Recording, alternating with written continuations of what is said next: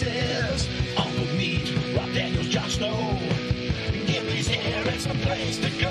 Grab a star of rock with Mike and the Bad Metal Band. Grab a star of rock and hold on tight as hard as you can. T-Bone's here, it's time for a party. And Chris has got the comment started. Grab a star of rock with Mike and the Bad Metal Band. Grab a star of rock and hold on tight as hard as you can. Grab a star of rock. Grab a star of rock.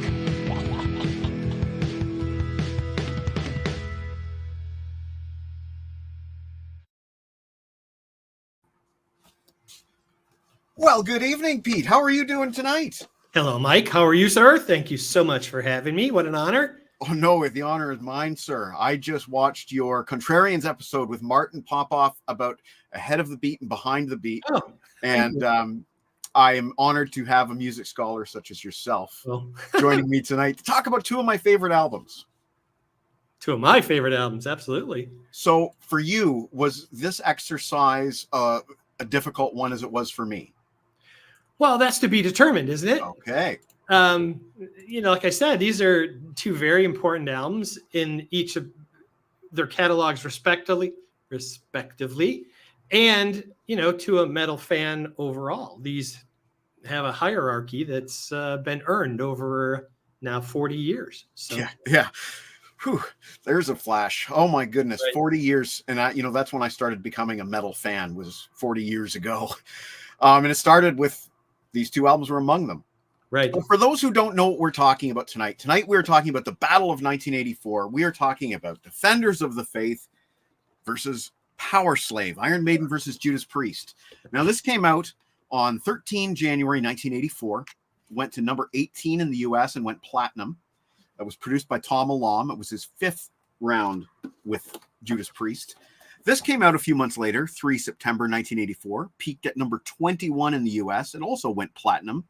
This was produced by Martin Birch with his fourth round with Iron Maiden. And as Pete said, these are both very important albums in both catalogs. And I thought maybe let's just start with Defenders since it came out first in January of 84. And I thought also, why don't we find out, Pete, what your introduction to this album was way back in the day?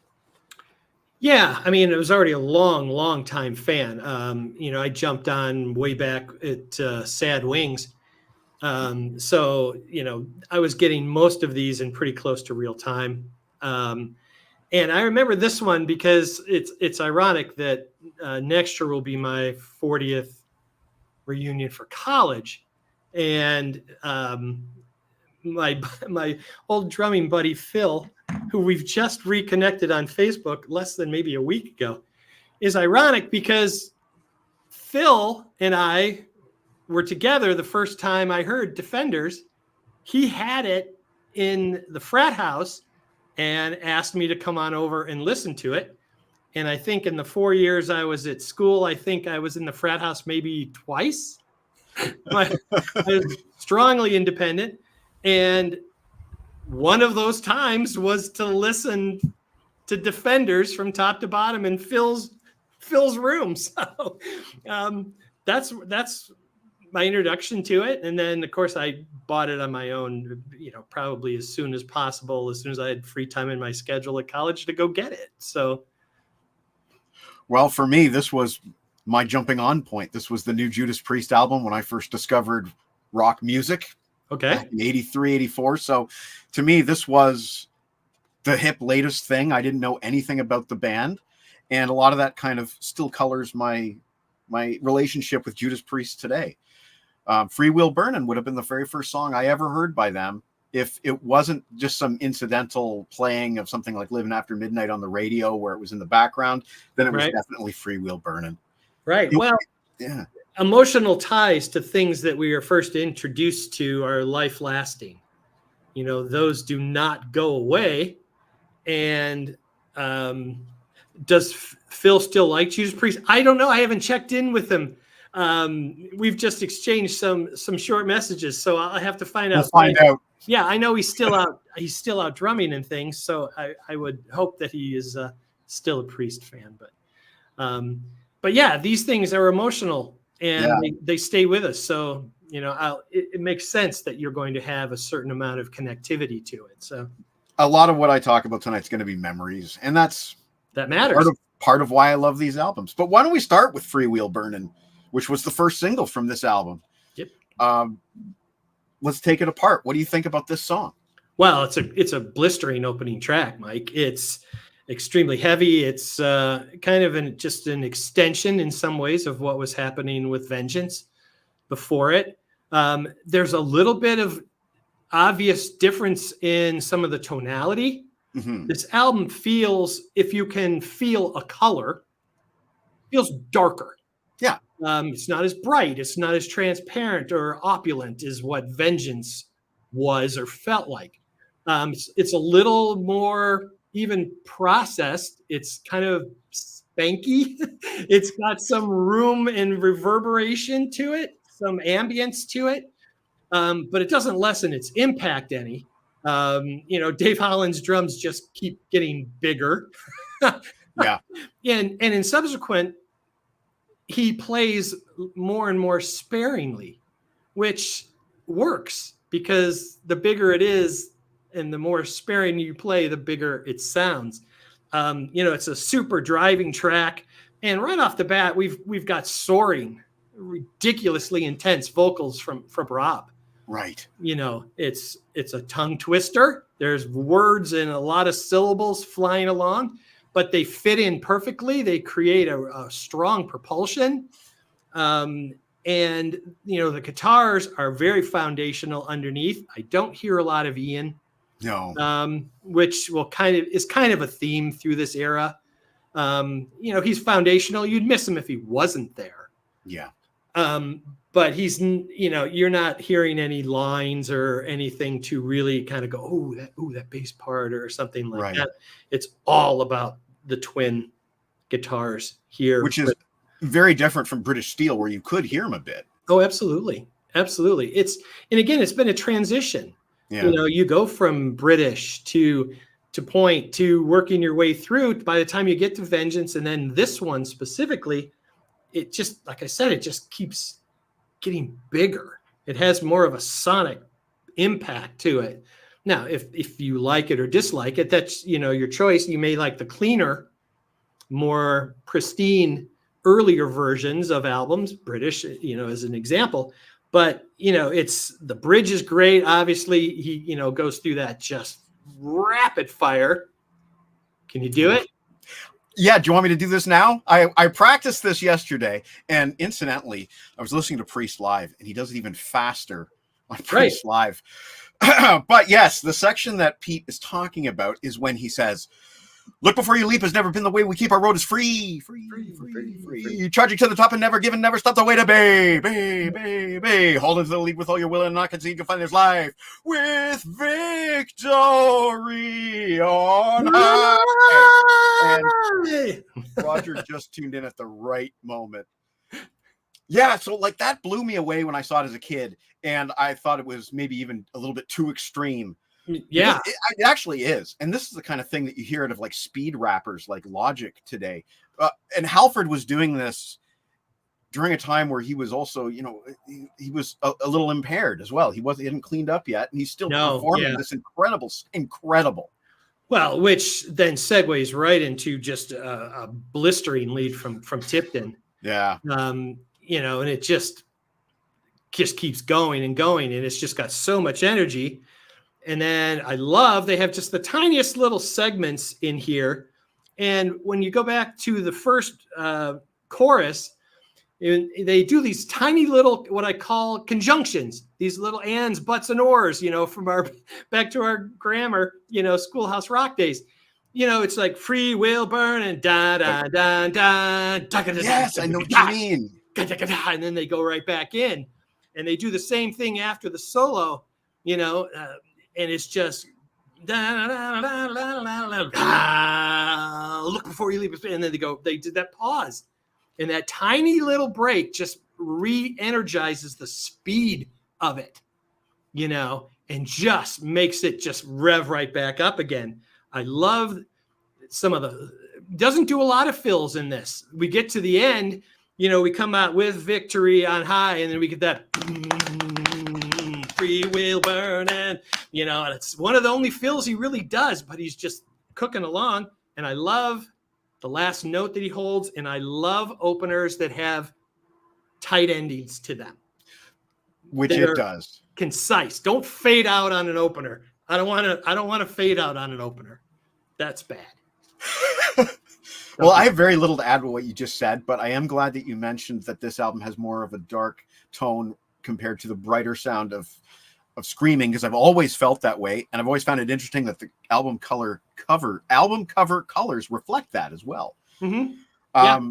I don't really have anything to add there except for just saying that the music video was also really intense. Mm-hmm. With Halford, he had these gloves with mirrors on the gauntlets, and then they would shine lasers onto the mirrors, and it was a really cool effect. And then they also inserted Rob Halford into the race car in the video game Pole Position, which is kind of comical today. But at the time, my buddies and I were like, Pole Position. It was like literally that Leonardo DiCaprio meme where he's pointing at the TV. It was us, you know, Pole Position. We were pounding our quarters into that. So this gave us a soundtrack for video games. Yeah, I agree. So I just want to say a quick hi to Peter Kerr. You missed my live performance of Free Wheel Burning. I'm sorry. And hi, Holland. Always nice to see you. I know which album you prefer. On to Jawbreaker, which is, like you said, the first song ends nice and abrupt, and then we just go into that opening. Dun, dun, dun, dun, dun, dun. Right. And then they do the trademark. One channel starts, the next channel joins him, thickens. I love how they do that. You know, it's just Rob and guitar, you know, until the punches, and then you can just feel, you know, on the verge of snapping if it's caught. Boom, boom, and then in they go. And again, very straightforward drumming from Dave Holland here. And I love the way that it builds up to Jawbreaker. And, you know, they just use this kind of a one-word chorus. It's really just the word itself. And if you go back and listen to it, it's subtle, certainly in comparison to where they would go. Dave pulls out double bass here. And it's not overly aggressive. It's not mixed high. It's not bludgeoning you in the face, which is, you know, a lot of my complaints about Travis. It's just super subtle, but it adds a nice little push. He gets back to the verse, he pulls it out. And that's kind of been Dave Holland's MO. When it's the verse, he gets out of the way. He is supportive and will not intrude on what is going on vocally. And I like that. You know, it's got a really nice drive to it. Even it's not as furious or frantic as what Free Will Burning is, but it still has a forward drive to it that I really, really like. And a lot of that comes from the unison chugging, that Priest trademark, you know, where the guitars are just so in lockstep. You know that there's two guys playing, but it feels like one, but it's that perfect blend. It's not thin by any stretch, but it's just big. You know, there's another real big fill into, we get into the solo section, which is really nice. And now it's KK's turn. And what I love about KK, and KK has a tendency of doing this, the first part of his solo is kind of pyrotechnic. You know, he's crazy and moving along, but he gets to that second section, na na na na na na na na, and he starts doing the melody all through that. And I love that. And of course he ends with a dive bomb, you know, right back into the pre-chorus area. It's a super tight song. I love when they go through the jawbreaker, and then he holds that last note for 8 measures, which is just big, you know, and they do that really cool pattern. Bam, bam, bam, bam, bam, bam, bam, bam, bam, bam. See, I'm reliving my drive home now because that was the song that was playing when I was stuck in traffic. And Right. I really noticed that jaw on my way home today. I really noticed that a lot It's got more. a lot of impact. Yeah. And it's because, as they say, a whisper cuts more than a voice does. A whisper can cut through almost anything because it's just got a tonality that allows that frequency to punch through. And it's just break out, and it's just got a great, and this is one of my favorite tracks on the record. And I love, and I like it in the 2-spot. I like that it's right where it is. Yes, it's a perfect, it just takes the tempo just back a little bit, lets you breathe a little bit, but you're still getting a pretty good pounding metal groove there. Yeah. I did want to mention the lyrics. There's a discussion going on in the comments that I'm not going to put on the screen here about the lyrics. I personally, as a kid, never thought it was about any kind of sex thing. And listening to it on the way home tonight, I'm like, there's a lot of lines that really don't work as if it's a sexual song. There's a lot of things in there that just don't add up. So I'm convinced that Rob meant it to be ambiguous about whatever the heck you want. If you want it to be sexual, great. And if not, it's about maybe a volcano blowing in the middle of the Pacific. Who knows? Well, look, and if our viewers, and I'm sure most of them have already, go and check out, Mr. Music Corner, Mr. John, and Mr. John Music Nut have pointed out over a lot of albums that there becomes a point where the double entendres are so intense that you literally, just depending on whatever kind of mood you're in that day, go whichever direction you want and kind of make and justify your case. Yeah. And some of them work, some of them hold up, others maybe not so much. But I always got the sense, and we'll talk about this with a later track, that from everything that I've read, they always kind of wanted to do it kind of tongue-in-cheek, kind of. But perception is in the ear of the listener, and sometimes those don't translate well. And I think my perception may still be colored by the naivety of youth and just a lifetime of thinking that song is about tectonic plates. And why not? I love the song. I think it's a fantastic performance by everybody. And as you mentioned, Halford's vocals at the end there, where he holds it for 8 measures. Right. I've never counted. I had to. I just knew that when I was singing in the car today, I was cutting out way before Halford. And, I was wondering, this is as good a time to ask as any, do you think Halford is at peak voice in 1984? Or do you think it was before then? I actually think it's later. Okay. My preference has always been his performance on Ram It Down. Okay. Sober, healthy. He'd lost weight, all the kinds of things that really help a voice. And I think he's in untouchable waters for what he's singing on Ram It Down. But he's clearly in the studio at and approaching an apex here. I'm glad you said that, because where did I put it? I have the deluxe edition. Yes. Here it is. The deluxe edition CD. His voice is much rougher on the live material here. Oh, yes. Very hoarse. And I know Harrison, my co-host, he really is disappointed by the vocals on the live album. There's a lot of bootlegs that I have. He's very challenged live during this period. And ironically, that was one of the first things I heard from Judas Priest, because it was a radio broadcast here in Canada. And so that was some of my first Judas Priest that I ever heard, was that live stuff. Yeah, because, go back to MTV. They were playing the Memphis show a lot from Screaming for Vengeance. His voice is very hit or miss. He's holding out things. And one of the things I was talking about with John Clauser the other day is that Halford has a tendency live to have the delay help him. Not that he can't hold notes forever, he can, but he holds notes and he lets the delay pick it up and carry it, right, and repeat it, which is great unless you're off pitch, because it repeats being off pitch. And there's a lot of live performances that show that. And now that proves that he's live. And of course, back in '84, none of us were ever concerned about somebody wasn't singing live. No, We never paid any attention. We you just, had to put more effort into Plus, fixing recordings back then too. plus monitoring was not nearly as what it is today. No in-ears, no nothing. How bloody freakingly loud they are on stage. And all the running around, the fact that someone like Gillan, especially back in the day, who was like almost caveman technology compared to even 84 with Priest, how could these guys even hear themselves sing to even stay on key? I always thought it had to be mostly muscle memory for those guys. Yeah, it's inner ear. It's being able to hear it within yourself, and really good technique. So, but studio, to answer your question, he's always been good. Yeah, in the studio. Always. Live. Well, moving on to sorry, go ahead. No, live is hit or miss. Live is hit or miss.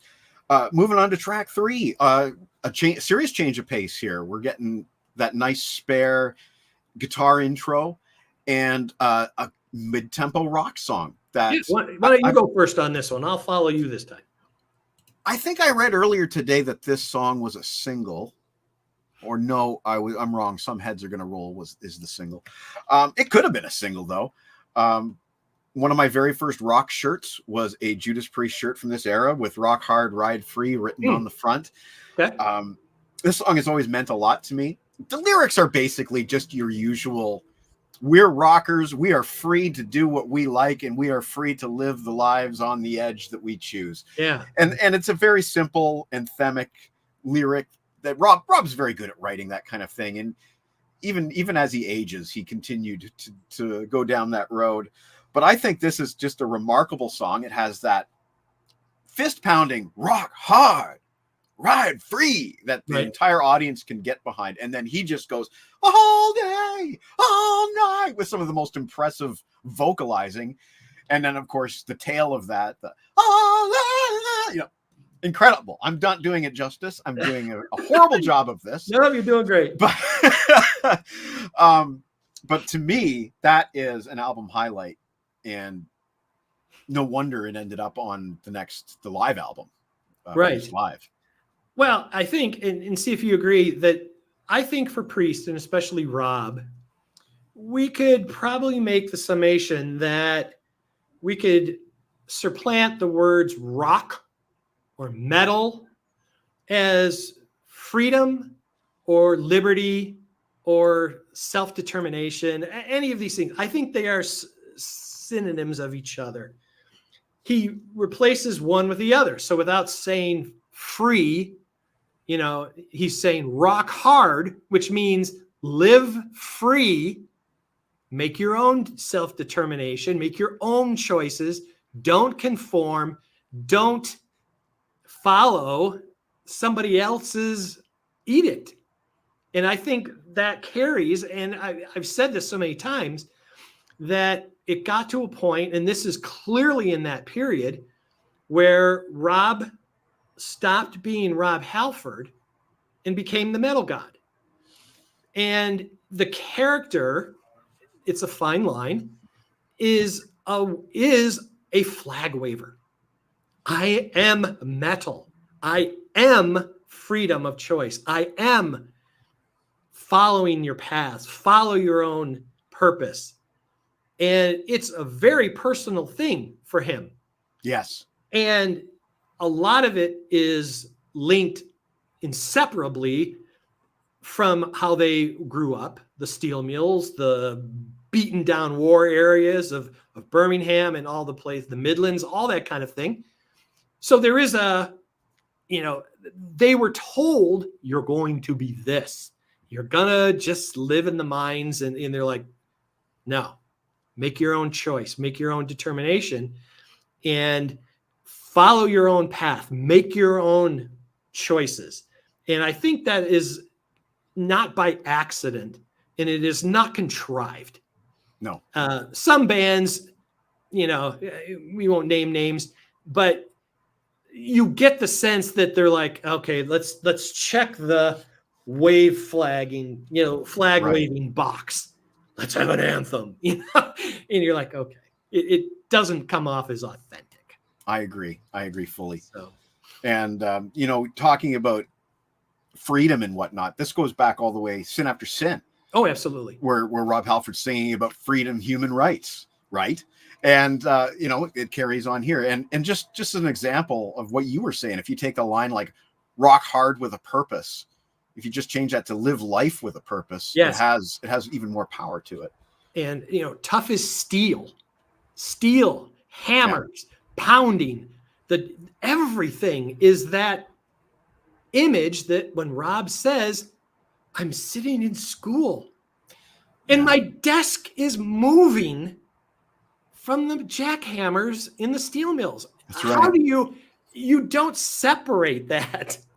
It's inexplicably in your DNA. And if you choose to be creative, wow, gee, you think that's not going to have some kind of influence or impact? Of course it is.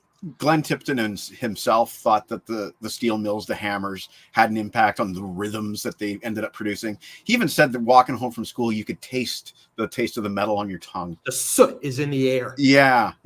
So it's in their blood, really. Yeah, it really is.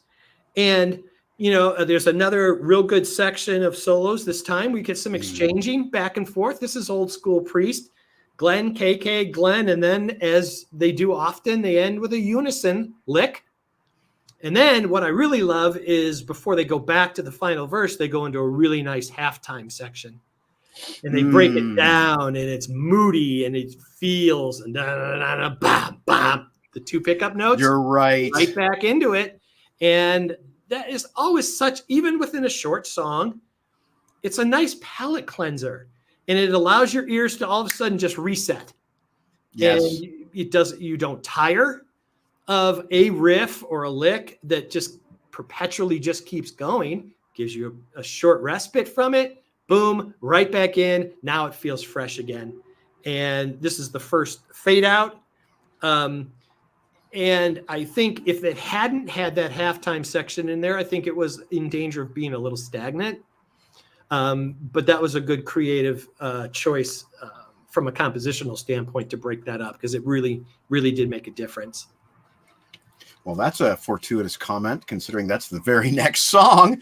Right. Side 1 closer, the Sentinel, another one of those Priest characters, these vengeful, almost post-apocalyptic characters that haunt these Priest songs of the 80s. Very cool imagery, though, if you're into that kind of thing. Science fiction-y almost. I don't know if I would say it's the best Priest song, but it's certainly up there for me. It has that really cool guitar intro. You're not sure exactly where it's going by that guitar intro, but it's Ken and Glenn playing together. Right. And then we go into the opening riff. And then we have that dun, dun, dun, anyway. Along the burned out cars and the deserted avenues and the rows of throwing knives and everything else that's going on in this song, I just find Rob Halford's storytelling, even though it's a tad cliche at times, I find it to be very entertaining. Yeah, this is not one to be taken too seriously. No. Just have fun with it. He's the person who loves words. He loves reading. He loves phonation. He loves, those kinds of things. And, this isn't new. He's the guy who, makes up stuff, things like, I just had it a minute ago. I'll paratomize you from the Painkiller album is the first one that jumps to mind. Paratomize is not a name. It's a combination of paralyze and atomize. Vast devastation and, light year miles away. That doesn't really make sense, but it does paint a picture. No. And bring forth the bangos who trampled and sampled till this place condition brought forth demolition to war. It's more poetry than a sentence. Yeah, it's you can take a word and add something to it to make up a new word. As Ian Gillan always says, sometimes it's not what you say, it's how the rhythm of that word comes off. And if the phonetics of it work rhythmically, he could be singing, the running joke back in church was, is if you didn't know the song, all you did was sing watermelon because you made your mouth look right. Watermelon, So if it sounds good rhythmically, the words themselves kind of take care of themselves as long as they fit his narrative. You know, dogs whine in the alley, smoke is on the wind, and deep inside its empty shell, a cathedral bell begins, ringing out its toll. A storm begins to grow. Call me Ishmael. Yeah. Sure. Right? Right. Why would that not be, if written in a prose setting, be just as engaging and enthralling as the beginning of Moby Dick? Man, I started reading Moby Dick this year, and I'm so stuck. Are you having a hard time? It's a challenge. There was It one, is. without getting sidetracked, there was one paragraph that I read 6 or 7 times and just gave up on understanding it. But this is not that bad. This is not as bad as trying to comprehend Moby Dick. However, I will say that when I was a kid, there was no lyric sheet with the cassette tape. So I had no idea about any of these words. That whole, going back to Freewheel Burning, no idea what he was actually doing during that section. And I made up a lot of my own lyrics because I couldn't understand what he was saying. And you know what? That's okay. Yeah. Because you have the sentiment. You're feeling the rhythm of it. And, yes.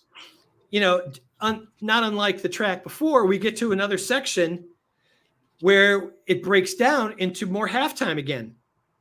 And and then we get that kind of little picking, now facing one another. Now we get the march, the bell, the toll, the imaging. The march is cool. Right? All at once as the silence falls, as the bell says its chime. Right? Upon the sign, the challengers with shrieks and cries rush forth. The knives fly out like bullets. The screams of pain and agony, right? Yes. Blood runs everywhere. I mean, this is engaging stuff. This is really fun to listen to. You could picture this in a movie, right? Am I wrong? Like, this could be a very cool finale. Again, as a kid, it was very captivating because I'm hearing certain lines clearly. Like, you're talking about this part that's almost spoken word. Right. And it's very clear. You can really hear what he's singing. Right. And there are like bells and things going on to punctuate his words. And it's just really spellbinding. I don't know if I heard this at my current age, if I would give a crap the way that I did at that age, but it's with me for life now. Henry, in the comments, Poe is a great correlation. But I would suggest that Poe and Melvin are not as far away as we may think. They are subject matter wise. Mm-hmm. Each of them had their own complete style of writing, and clearly Poe was much more macabre.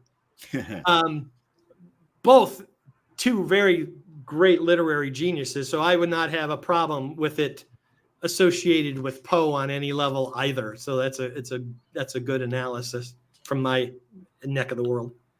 Definitely. Well, this ends side one. That's what I was going to say. I think that wraps up side one pretty nicely. And then I flip the record over and I get that gong, which I guess is Ian Hill. Although to me, it doesn't sound anything like a bass. Yeah. But it does. A lot of reverb. A really cool vibe for that opening.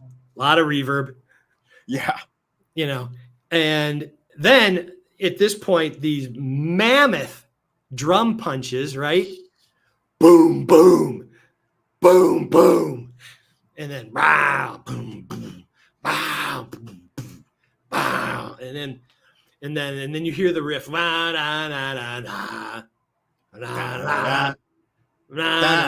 It's suspending, and then it right. Boom. That ticking sound. It's almost like a bomb, right? Yeah.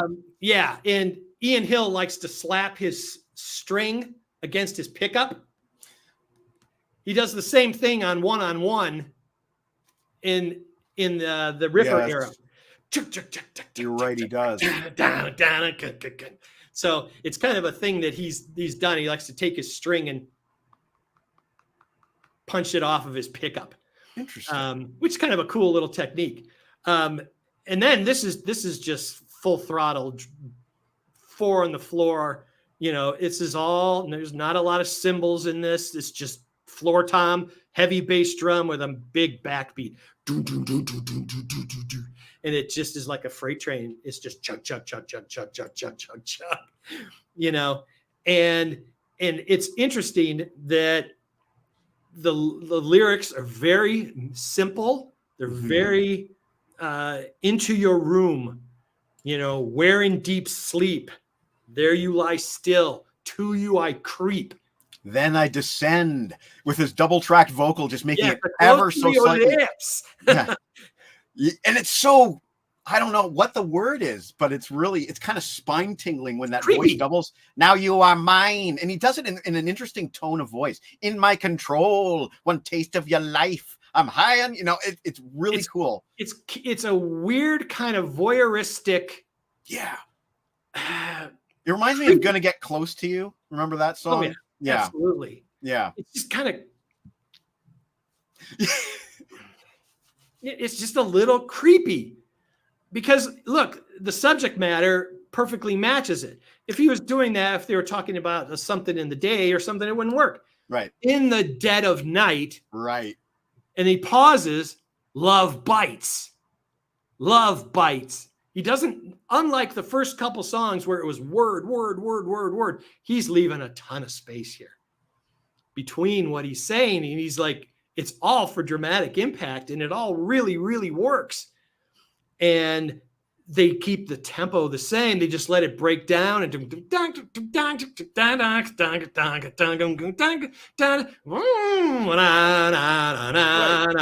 that just builds and builds and builds to one of the great apexes. And anytime you get a gong, yeah, drummers are happy. But the song doesn't change from as soon as that beat comes in until it's over. Right. The only time it changes is when he goes, love bites. And then it goes right back in. Now, I want to ask you a quick question about that guitar part. You know,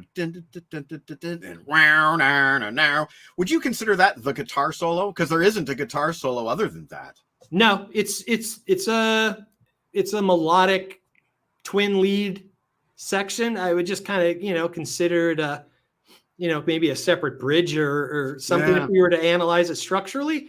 But it's just so simple and it's so everybody can sing it, you know, and that's what makes it great. If they did something really complicated, I don't think it works effectively considering what's going on underneath. And the other thing that really augments this is that Ian Hill, a lot of the shows that I saw him play this a lot on videos and things, is he's playing Taurus pedals as well. Okay. So he's got those sub bass, gotcha, you know, augmenting his bass tone. He's just getting those low, super, you know, subwoofer kick in, you know, boom, boom, boom, those kind of things along with what he's doing that just makes it huge, you know. And this translated well. I, you know, it's interesting. Right. You know, my music corner, my friend, buddy. I think on Fuel for Life, it does work. And especially when he just starts screaming like crazy. That's great. One other thing I like about the live version is actually when Glenn comes in and does the doubled guitar, double vocal with Rob. I actually like the sound of Glenn's voice during that section. Mm-hmm. I would say the only thing that I don't think particularly works well live is the outro. I don't think it ends very well live. But it fades on the album, so you have to do something. Right. It seems a little drawn out live. And it is a little of a sparse song. Very compared simple to some other ones. Oh, yeah. I kind of liken it to maybe it's their I Love It Loud, perhaps. Oh, it has a similar kind of sparse vibe. But musically, though, it drops a lot of the beef. That's an interesting way to put it. I guess it's a little, I mean, it's not as packed, it's not as crammed, it's not as dense. But I like that. It's an interesting way to open side 2, and it was an interesting choice for a single. I remember getting this and hearing the song on the radio and being somewhat surprised that it was a single because it didn't strike me as very single-like. But there you have it. Right. It's a classic now. I've always liked it, and it's a rhythmic pattern that they just do not use very often. Yeah. That's not a feel that is carried over into too many other Priest songs. No, definitely not. I'm struggling to think of another one. Perhaps Johnny Clouser can think of another one that he likes live. Right. Now, the next track is a single. Apparently, I didn't know that until today. And it is the Bob Halligan Jr. written tune, Some Heads Are Gonna Roll, which I love. And I wouldn't necessarily have thought it was not one of their songs. Are you skipping Eat Me Alive? Oops. Okay, so let's address the elephant in the room. Eat Me Alive. Yes. The Filthy 15. The PMRC put this on a list of the 15 filthiest songs in music. I have a blurb here where Tipper Gore said that the song advocated oral sex at gunpoint. She is referring to the line, "The deranged at every joint, I'm going to force you at gunpoint." Right. And, aside from the fact that I couldn't understand the lyrics when I was a kid, I listened to it today and I'm like, he's talking about his love gun. That's what I think anyway. He's talking about his love gun. He's doing a Paul Stanley here. I don't think Rob Halford was fantasizing about having a pistol in his hand, and I don't think so. That's just my opinion. There's a quote from KK that says, at the time, they were extremely upset that this got flagged. They couldn't understand it. They're like, oh my gosh, this is tongue in cheek. This was what I was referring to earlier on. Right. So that, they're just like, oh, come on, really? No one's really, it's like that line in Smell the Glove.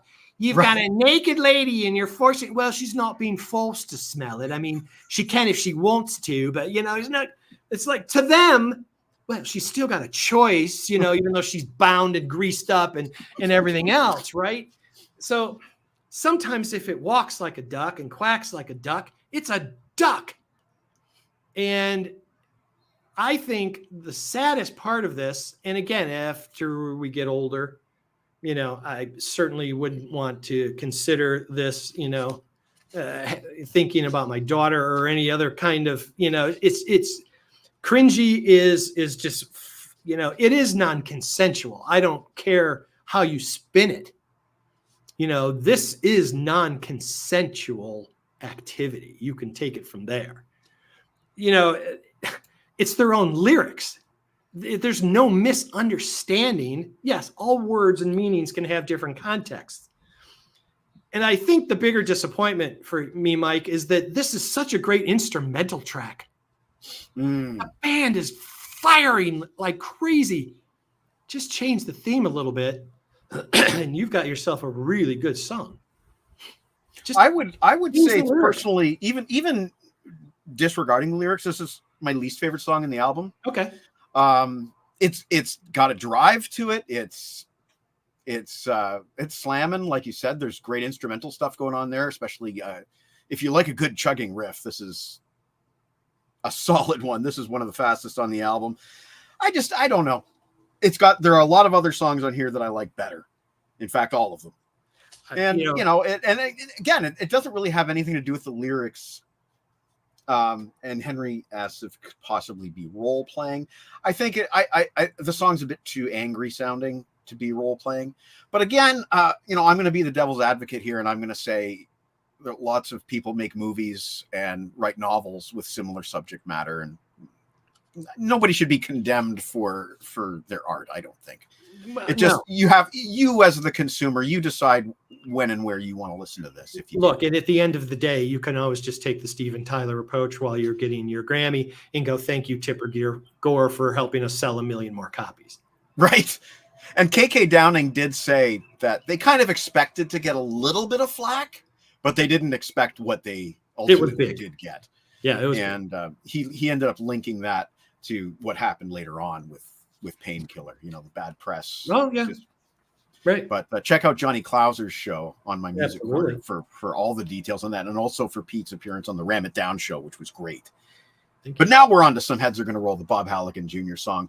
He produced a couple of hits for Helix the same year. I shouldn't say produced. He wrote a couple of hits for Helix the same year, at least one anyway, with Rock You. But I always liked this song.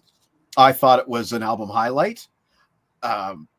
I couldn't have told you that it wasn't an original Judas Priest song back when it came out. I wouldn't have had a clue. It sounds like Judas Priest. And even the lyrics, which Rob didn't write, to me sound the right vibe. If you look to the left and look to the right, you will be in danger tonight. When the enemy comes, it sounds like a continuation of some of the other songs we've already heard. Yeah. Lyrically, you know, and I think it really kind of fits the vibe of the album beautifully. It has that sort of darkness to it. Like we were talking about earlier, this whole album has a slightly darker tone than Screaming for Vengeance did. But once you acclimate yourself to that, I think there's some tasty songs, and Some Heads Are Gonna Roll might be the most accessible one of them all. Might be. Yeah, and it's still, like you said, it follows in with the thematic principles here. Power corrupts, repression, rule by abuse. Warnings of retribution, some heads are going to roll. It's, watch out. We're going to fight back. We're going to not take this, that kind of thing. It fits in with empowerment and that kind of thing. I love the break into Sleepless Nights, that section. I love the syncopations. And again, they're very adept at using the halftime. If the man with the power can't keep it under control, Some heads are going right back into the riff. Very nice touch there. It's a subtle, but it just causes the things to reload again. I love the bridge on this. Know what it's like when you're taken for granted. I love that. There goes your life. It's so underhanded. And we get Glenn and then KK, and I like that. It's got a nice mid-tempo feel to it. In the power mad freaks who are ruling the earth, show how little they think you're worth. Anybody who's dealt with business or any type of authority or can relate to that. It's are you the lemming underneath the big heavy-handed fist of authority, and you're just going about your business? Well, be careful. We're some heads are going to roll. We're going to fight back, take control, come back to it. And, we're worth, and worth fighting for. I mean, they use that as a song later on that, it's that kind of thing, them against the authority. And that's kind of the emphasis of what rock and roll is, right? Right. And that's a common theme in a lot of original Judas Priest songs too. Absolutely. I love this tune. I think, like I said, you cannot tell that they didn't write it. No. And I just grabbed my inner sleeve here because I was curious. Yes, they do have the lead break credits on this album, which was something that only Judas Priest were really doing. Yeah. Yep. And that is so cool that they did that. Now the next tune, we're getting close to the end here. I love the ballad. I'm going to call it a ballad. Why not? Sure. I love this song. It's got so much vibe. And the opening line, in the last rays of the setting sun, to me, that colors the song. That is what the song feels like. It feels like a sunset. Night comes down. He's already painted it. Yeah. Yeah. It's the visual is already there. Now he's already got you in. Now let's just go on the journey together. Also, one of the few songs you can hear an Ian Hill kind of pulse going on here. I said, nice to hear Ian on his bass. There you go. The guitars are less distorted here. And I think the tempo is absolutely perfect. Mm-hmm. It's just,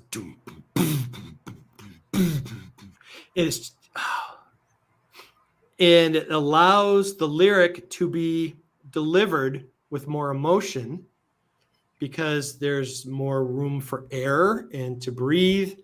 And it just, and all of those times that riff, na na na na na na, and soaring harmonies from Rob to his own vocal on the choruses. It's so easy to sing. It's so melodic. And when it goes back, Call me and I'll wait till the summer. You never Yes. understood. That I will wait forever for a love that's only good. That's a far cry from the tune 2 times ago. If Yes. we're going to make some kind of romantic or sexual overtures, this has a much bigger impact. Yes. We occasionally do hear Rob get tender in his lyrics, and this is one of the examples. I always was really. There's a few things here that really struck me. He's talking about sleepless nights on this album a bit, and this to me, it sounds like one of those nights where he just can't. He's haunted by this person that he's no longer with, or whatever the situation may be. It's not really specific, but he's clearly not with this person at this time, and he's lonely. And I just get the impression he's just sitting there up at night, not being able to sleep. And oh no, you won't be there tomorrow. Yeah. Oh no, say it isn't true. I can't take this pain and sorrow, and can't you see my heart is broken in two? There you go. You know, the metal god has a soft side, and there it is. And it's a great song. It's a great song. Wildly overlooked. Yes, it perhaps it would have slowed the pace down live a bit, but I think it's a brilliant song. What I'm not sure about though is its placement on the album, because some heads are going to roll as a little bit on the slower side for this album, and then we go into Night Comes Down, which is even slower, and then we go into another song that has. You know, we don't have a lot of fast-paced stuff on side 2 here. No, and I think when we surmise here, when we do our conclusion, you're going to easily see that this is an album of 2 sides, and that its momentum clearly peaks at the beginning and works its way at the end. See, unlike you could have gotten away with this if your last track was, let's say, Devil's Child. Or something like that, where you're like, okay, at the end, or if it's Steeler, or if it, you're going to be able to. But they started to do that, and they did it on Killing Machine as well. You do that slower kind of droney thing at the end, which kind of causes it to fall off a cliff. Yeah. So we have the closing track or tracks, right? Heavy Duty, Defenders of the Faith. Sure. And Heavy Duty is the majority of it. And it's a pretty simple song. It's this one driving riff. Very simple. Rob sings about, more stuff that is maybe better suited to the bedroom. And how that connects to Defenders of the Faith, I do not understand, because that Defenders of the Faith refers to defending heavy metal from the PMRC and all these other people that were talking about heavy metal being evil and satanic and all this stuff and trying to remove these records from the stores. How that connects to Heavy Duty, I don't understand at all. But Heavy Duty sounds like, hey, use your imagination, and it's about pounding your fist to a rock song, I guess. But to me, Love to Writhe and Sweat doesn't doesn't evoke that. There's always one that you could pick out of there, but let's all join forces, rule with an iron hand, and prove to all the world metal rules the land. And this is what I was doing. He's waving the flag again. But to me, that opening there, I know you like it hot. You love to writhe and sweat. You think that this feels good? Well, you ain't felt nothing yet. Okay, devil's advocate. Especially when we were younger, I would come out of shows soaked like I had just played basketball for 3 hours because I was screaming, yelling, exerting, and that is cathartic. And so if we want to give them the benefit of the doubt, I know you like it hot, meaning heavy, loud, metallic. You love to writhe and sweat, headbang, whatever you do. It works for me lyrically. Again, you could, and it's just like what Dee Snider said at the PMRC, Miss Gore was looking for. Right. So maybe What I we're was looking thinking for. about leather-clad bodies in my head. Whatever. Dr. Freud can decide this. We won't let the jury vote on that one. No, the jury. No jury, please. That means you, John Clauser. But I don't know. Like, I don't particularly care for heavy duty until either. it gets to that "We Are the Defenders of the Faith" outro, Right. which I wish there was more of. Right. I remember hearing that as a kid, and my ears just perked up. I was like, "Whoa, this is awesome! When did this song start?" And I realized, oh, there was no break. It's all one thing. Right. And I kind of wish it was its own song, Yeah. Yeah. Objection overruled. Objection overruled. We'll talk privately, sir. Thank you, Your Honor. Anyway, I think as a closer, though, that because it has that anthemic chorus of "We Are Defenders of the Faith," I think that does work as a closer when you get to that point. That part does. Yeah. And it's got a nice long fade, which just, it was the kind of thing that as kids, we just keep cranking the volume knob up until there was nothing but static. Right. Right. I think it's over. I think the song's over. I thought that was a good ending to the album, personally, even though it's not a stealer, for example. Right, sure. I don't know how you feel. The bonus tracks don't do anything for me. Well, let me get out my Judas Priest box set so I can refer to the bonus tracks. Yeah. Turn on your light. That was, it's out of place. It's, it's from the Turbo Sessions. Right. They really, if I may editorialize for a moment, they really messed up the bonus track situation in this box set on these reissues, because there is a Defenders of the Faith demo elsewhere on one of these other discs, a song called "Fight for Your Life," which is actually "Rock Hard, Ride Free." Correct. But yeah, we get "Turn Off Your Light," which doesn't appeal to me. They've done better ballads. Another thing I don't like is that they weren't presenting these demos in their original unaltered form. They had Glenn and KK come in and finish the guitar solos. I would have preferred the rough and raw. Then they're not demos. Right. It's a finished track. It is a finished track. I do like the live bonus track, which is "Heavy Duty Defenders of the Faith," which I doubt they played past this tour. Not too many times, no. But that's the remastered edition where you can get those bonus tracks. You cannot get them on that double version that I showed earlier with the live bonus album. A couple quick notes here, if I may. Yeah. While you're tidying that up. Tour dates, 84, 85. This is a very big tour for Priest.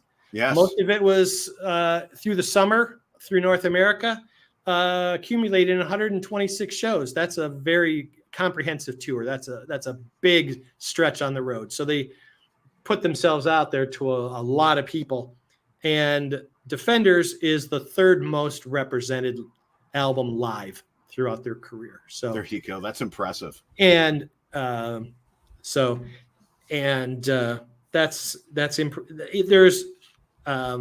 at least a version live somewhere. The entire album has been played live at some point, not including the bonus track, but right. So, which is, how it gets up there to number 3. But the big ones: Free Will Burning, Sentinel. You Love Bites comes in and out of the set a lot. Some Heads Are Gonna Rolls in there, back and forth. You don't. Free Will Burning has never left the set, to my knowledge. It's Jawbreaker may come and go. Rock Hard may come and go. But there's a couple real staples there. So, and I think all of the tracks can be found on official live releases that Judas Priest have put out as well. At some point, I think, yeah. Now, as a segue into our next band, do you know what Defenders of the Faith and Powerslave have in common in terms of in terms of a live album? In terms of a live album? Yeah, this is just a funny little bit of trivia that I picked up. Both of them, the Defenders of the Faith double that came with the deluxe and Live After Death, were recorded at Long Beach Arena. Okay. There you go. Long Beach Arena in 1984. One official, one unofficial until much later, but okay. So I just want to say goodnight to Henry. Thanks for tuning in for the first hour. Here we go, Pete. You ready to go for another album here? We'll fire this up. Okay, so crucial album in my life. I have several Eddies from this period. I have Aces High Eddie. My first exposure to Iron Maiden was through Run to the Hills, but Aces High was the new single when I first discovered rock. Do you remember your first impressions of Powerslave? Yeah, I remember it was either, like I said, the day of or the week of. It was never more than a week. Got it in real time. I'm one of the stalwarts. I remember when we bought the Iron Maiden original in the miscellaneous bin under I, because there was no label card for it. And we purchased it simply because we saw that design on the cover and thought, this can't suck. And when we saw Eddie's head, and I've been a fan ever since. And, this is obviously another great Derek Riggs cover. Yes. Extremely detailed. And, if I may say so, this was his best cover to date. I wish I had it on vinyl because there's so much going on. There's so much going on here. I believe my friends and I found a little inscription that said Indiana Jones was here somewhere in the inside cover. Yeah. There's the inside cover there. Yeah. It was because of Iron Maiden that when I was in high school and we started taking Egyptology that I already knew what the Eye of Horus was, and I already knew who Osiris was. Right. It was thanks to this right here. And my first impression was Aces High because that was the video that was out on Much Music. And my dad is a history buff, especially World War II, especially the Battle of Britain.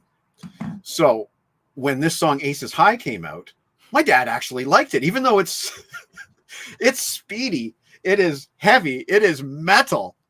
My dad always says, I like that Aces High song. And, we would listen to the lyrics together and stuff like remove all the wheel blocks. There's no time to waste. He would say, you know what that is, son? You know what he's talking about there? And I said, of course I do, Dad. It's the blocks that keep the plane wheels from drifting when they're on the runway. They have to remove those before the plane can take off. Of course I know that. Lines like 10 ME-109s out of the sun. You know what that is, right, son? Of course I do, Dad. Messerschmitts. I know what that is. And they would always attack out of the sun so that you couldn't see them. And, ascending and turning my Spitfire to face them. My dad's like, son, the Spitfire was the best fighter plane in the entire war. You know that, right, son? And I'm like, damn right I do, Dad. You taught me well. So I was a natural. I was going to like Iron Maiden. There was just no way I wasn't going to like Iron Maiden. Right. But this is a remarkable opening track, Aces High. What do you think about this one? It's amazing. It's, I've been on record and I will say this. It's not my favorite all time because I hold that spot for Invaders. Yeah, I said it. Really? Invaders is my favorite opening Maiden song of all time. Go ahead and comment all you want. Is that not the one that Steve doesn't like? Well, they apparently don't like it because they've never played it. There you go. Okay, well, there you go. Pete Jones. That's why he's a contrarian, folks. But Aces High is just exceptional. You love the Churchill theme. You love the beginning. Yes. You love how it builds, the dual leads, and just I like the delay. Dun, dun, dun, dun, dun, crack, dun, dun, dun, dun, dun, dun, and then holy smokes. Right? Now, the beauty of this album is that it's the first time in Maiden's career the album lineup stayed the same from the previous record. Is it the first time? Yep. I guess they had to change every album up to this point. That's right. Yep. Johnny Clauser's on your side, by the way. Yeah, good. Because he's a smart guy. And so here we have a band that gets to gel, that gets to go into its next phase. Obviously, Peace of Mind is a stunning album. So, I mean, they hit it out of the park, but being able to continue to keep playing with each other, especially after the tour. And I saw that tour at Alpine Valley in East Troy, Wisconsin. And it's the Peace of Mind tour, just mind blowing. And so now you get on the road and you just play a lot and you get really good. And now you get really familiar with each other. You go right back into the studio and you fire off something really, really great. And, it's such an amazing track. And I read the Hurricane story way back when I was either late grade school or junior high. The story of the Hawker Hurricane, which was the prequel plane to the Spitfire, and played an enormous role in keeping Great Britain safe against land fall by the Germans. And so that, and like I said, I've seen the Battle of Britain, all that kind of stuff. So I mean, the visuals on this are amazing. Yeah. And we talked about painting a picture. It's, and we talked about all the lyrics that Rob is singing on Freewheel. Some of these go by pretty quick too. Yes. And the first thing I notice here, and let's just say categorically right off the bat, Iron Maiden and Judas Priest are two completely different bands. Yes. And I think that this was illustrated to me very clearly this week as I listened to both of these albums. They're not remotely alike. Really not. On any level whatsoever. Their approaches are different. Their instrumentation is different. How they, everything is different. The production is very different. This is a much more almost brittle sounding album. It doesn't have that reverby sound. It's very in your face. It's one of Martin's better. All that whole run, Peace of Mind, through Somewhere in Time, through Seventh Son, just sound amazing. Yeah. The drums on this are fabulous. I love the snare sound. Love it. Huge. But we cannot state more assertively the difference between what Ian Hill does and what Steve Harris does. Of course, they're complete polar opposites. Steve Harris is a lead bass player. Yeah. A lot of the melody in a lot of these songs that I personally attached to is coming from the bass. Absolutely. They do things upside down. Yeah. From what most metal bands do. Defenders as a heavier. I don't know if I agree there. But let's continue. I'm not sure. In most other metal bands, guitars rule the day. The bass is a supportive supplemental part. Mm-hmm. Not in this band. Steve is a line of its own, and a lot of times he's moving while Dave and Adrian are playing chords behind him as if they are the accompaniment to what Steve is doing, and then they can join him, he can join them, they can all, and that's what makes them so ridiculously versatile. Yes. Because we get to the first verse, they're all kind of doing the guitars are doing right along with the like, call it the Ozzy trick. The vocals and the guitar line unison with each other. Na, na, na, na, na, na, na, yes. Na, na, na. All Harris is going. But as soon as they get to the next section of the running, scrambling, it's all unison. You're like, oh my God. And then they hit chord. Run, left, but Harrison, and you're like, oh my God. And as a drummer, you're just going, oh, this is so cool. I almost feel like Steve Harris is that's just the way he's wired, that when he plays a song, he's just like, I'm playing my song that I wrote and this is how it goes, And thanks for watching, Ashley. Really appreciate it. Have a great show yourself. You're nailing everything I love about this song. Although I will say I especially love Nico's drumming.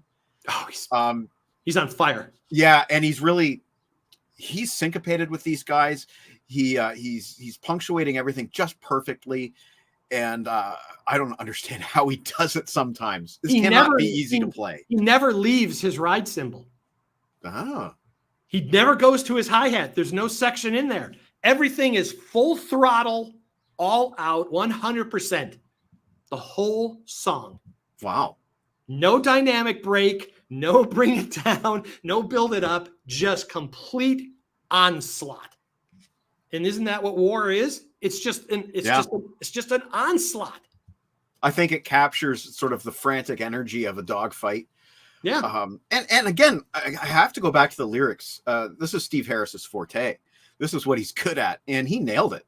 Like, he's obviously well read when it comes to military history because he's done it so often in his lyrics. Right. And of course, this is a Harris solo write, as are many of the songs on here. Yep. 1, 2, 3, 4 of the main 8 are just Steve. There you go. The next one, however, is a Dickinson Smith co-write, and I think you can tell by that riff that is a very Adrian riff. He writes that sounds like the Wicker Man a bit. It's his style of riff, and I love that he brought that to the band because it was a bit of a contrast from the way Steve writes songs. But this is another high octane tune. It was the second single, 2 Minutes to Midnight. The title itself refers to the doomsday clock. If you don't know what that is, it's a metaphorical clock that is meant to represent how close we are to basically ending life on Earth. 2 minutes to midnight means we are very, very close to ending life on Earth. And if you remember back to the 80s, there was very much a nuclear scare. Sure. To make things even more frightening for you, though, folks, currently the clock is set at 90 seconds to midnight, which is as close as it's ever been. So happy vibes on your Friday night, but a metaphorical clock. I shall reinforce that. The lyrics, though, are definitely touching a lot of different bases. I'm not sure if I fully comprehend everything that Bruce is talking about here, but he's not just talking about the doomsday clock and the end of the world. He's definitely got other things on his mind. Yeah. And Klauser's got a good point here, and it sounds great on Live After Death that way. Anyway, great music video as well with some cool it's almost like a little miniature movie. It's like got this like pseudo military group of people that are hacking computers with keyboards that have Egyptology, hieroglyphics on the keys. Yeah, it looked like some of the stuff Derek Riggs was doing all over. Yes, I love the Egyptology stuff. It was a brilliant looking tour, great music videos. But a lot of spandex. I think the one line that really kind of solidifies this whole song for me, Mike, is this one. We oil the jaws of the war machine and feed it with our babies. That was always disturbing to me as a kid. Hard to just understand that. Yes. Right? Yes. And it's the old proverbs way back in the day. In peacetime, sons bury their fathers, and in wartime, fathers bury their sons. And it's an interesting contrast to the first song, which is sort of like, I won't say glorifying, but celebrating the heroism of the pilots of the Second World War. And then Bruce coming right out and saying, war is a machine that eats the young. Yeah, but where have we come? Yeah. Yeah. It's a great tune. I don't think it's as great as Aces High, but it has a neat, and again, this is going back to something that Priest did on the last album. It has that neat slowdown in the middle, and then everything builds up once again. Adrian is so good during that section. Yes, and I love how they break down, and I love it when na na na na na na na na na, and then boom, right back into it. And Steve comes in with some cool high notes and and I'm a sucker for when he throws in those high notes. I agree, and I love that it's so tight.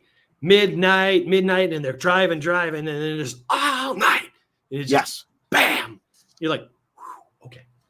You were talking earlier about how you didn't want to hear like a fade out on an opening track. Right. Well, Maiden didn't actually do any fade outs to my knowledge until the Somewhere in Time album. Like there's no fade outs on any Maiden album to my knowledge before Somewhere in Time. They've got endings. Yeah. Yeah. To me, that means you have a fully realized song.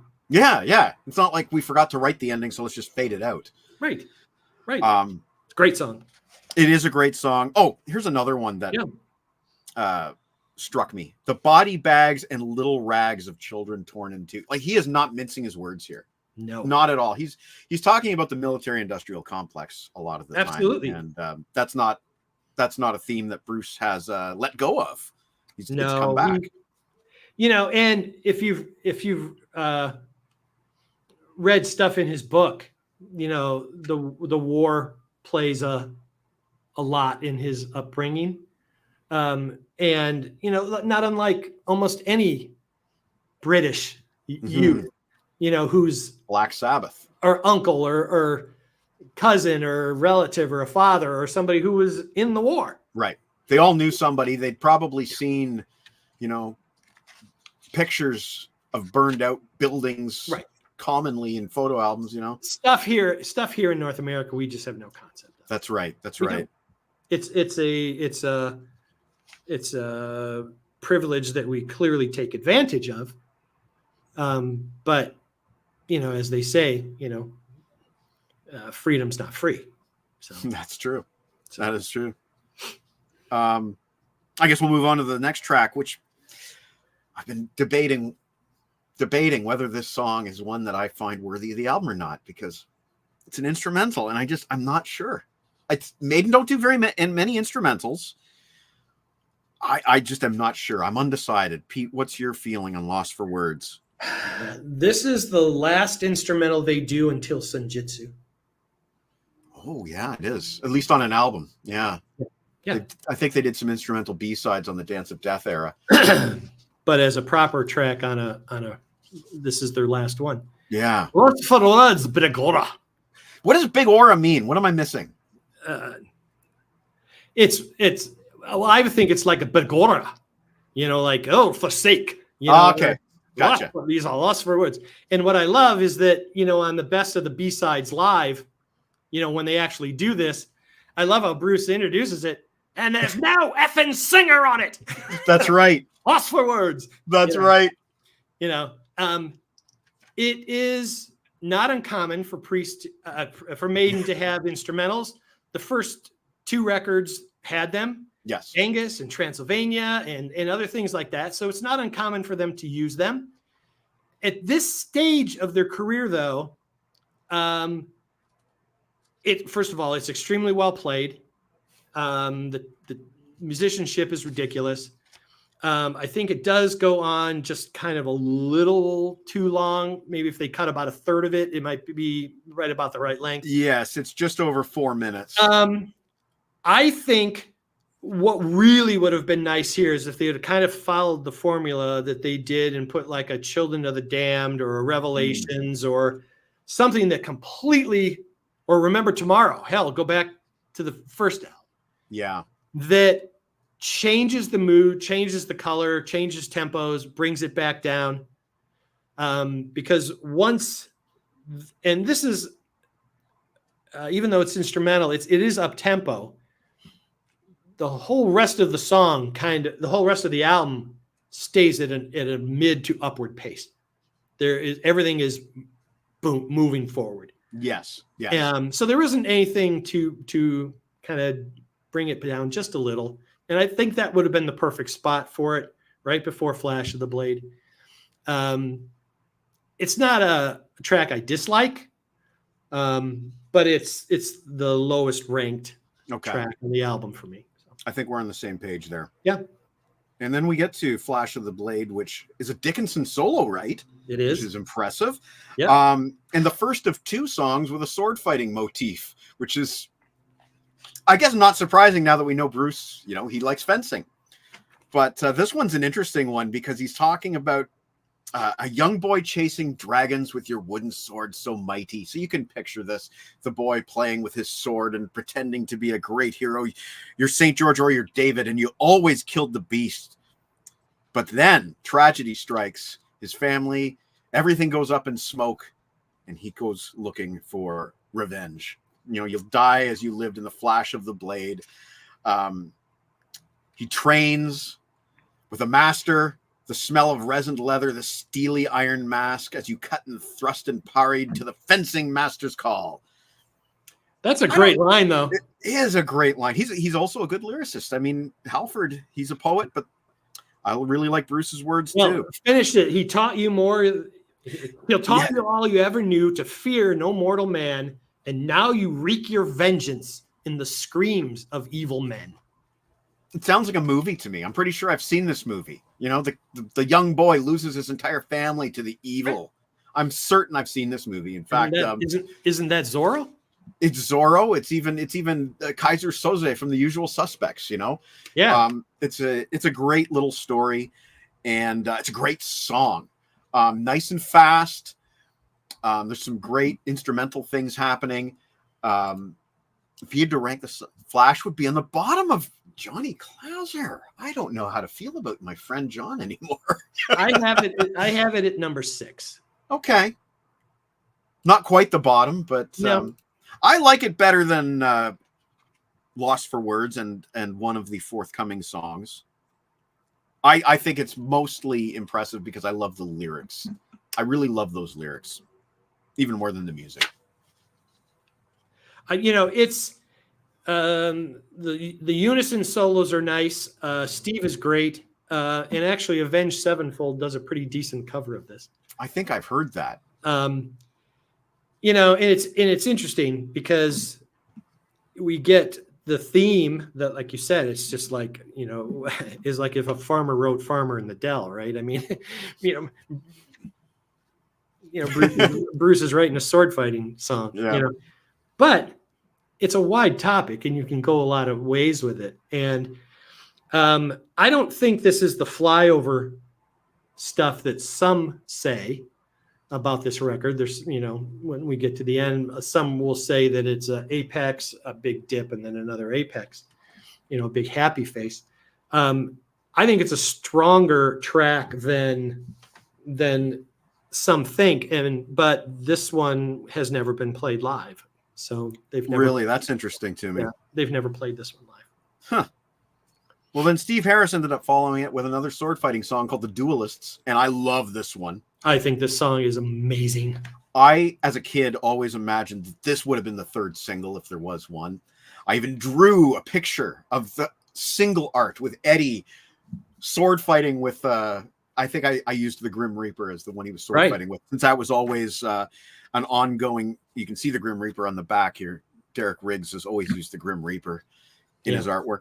Anyway, I love The Duelists. I think the lyrics are just as striking. You threw down the glove. You made the mistake of picking it up. Now you're gone. It's a foregone conclusion right from the opening verse. This guy's doomed.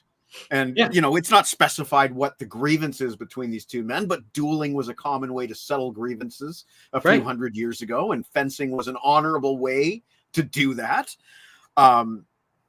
He kind of goes through the fight bit by bit, a lunge and a feint, a parry too late, a cut to the chest, and you're down.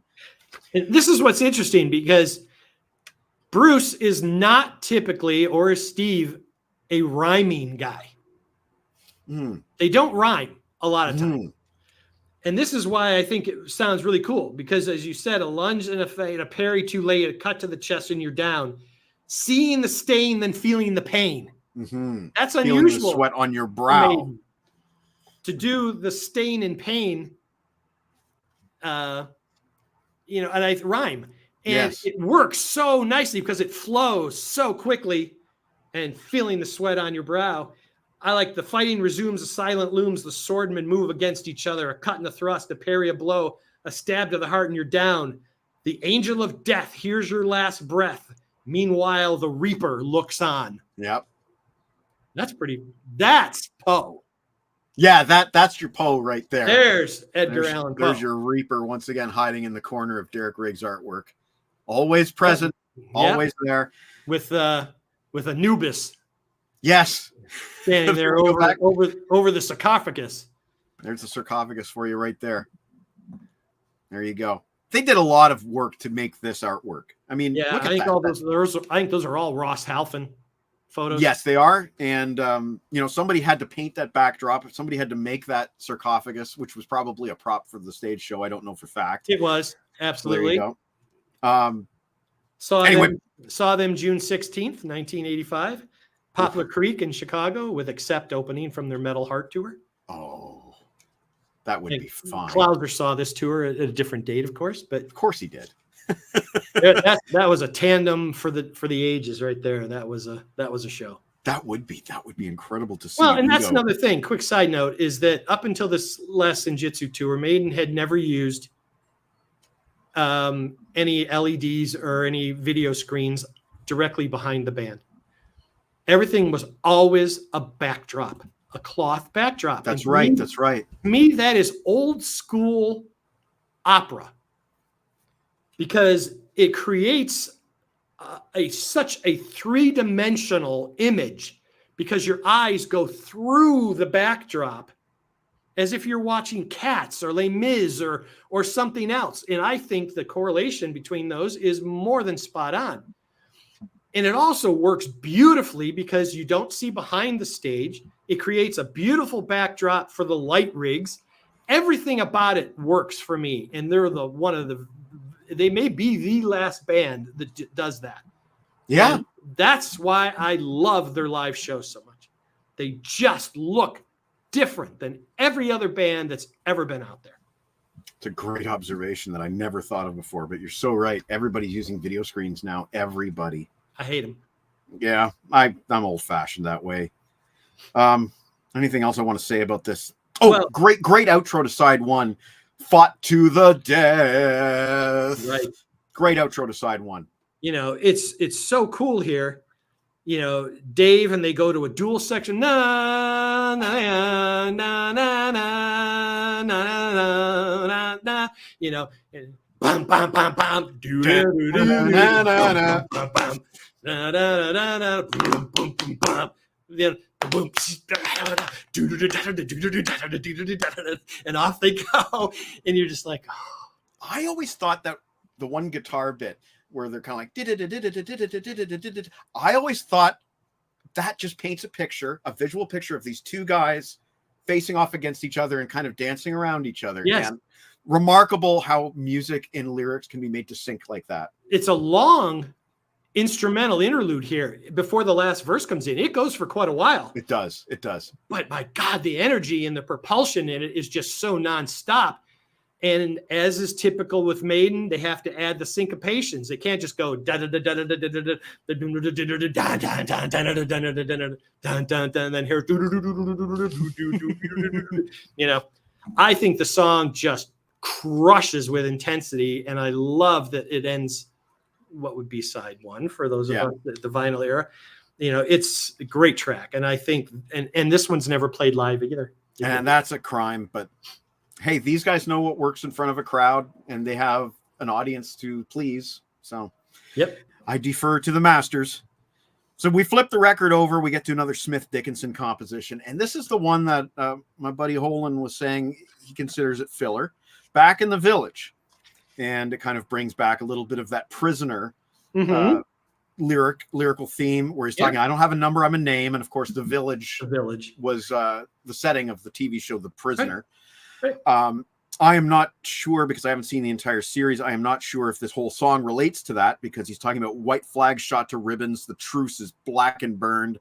Shell shock in the kitchen. Tables overturned, which to me is more back to the war theme, the tragedies of war. But right. I don't know. Sometimes I find Bruce a little obtuse, I guess.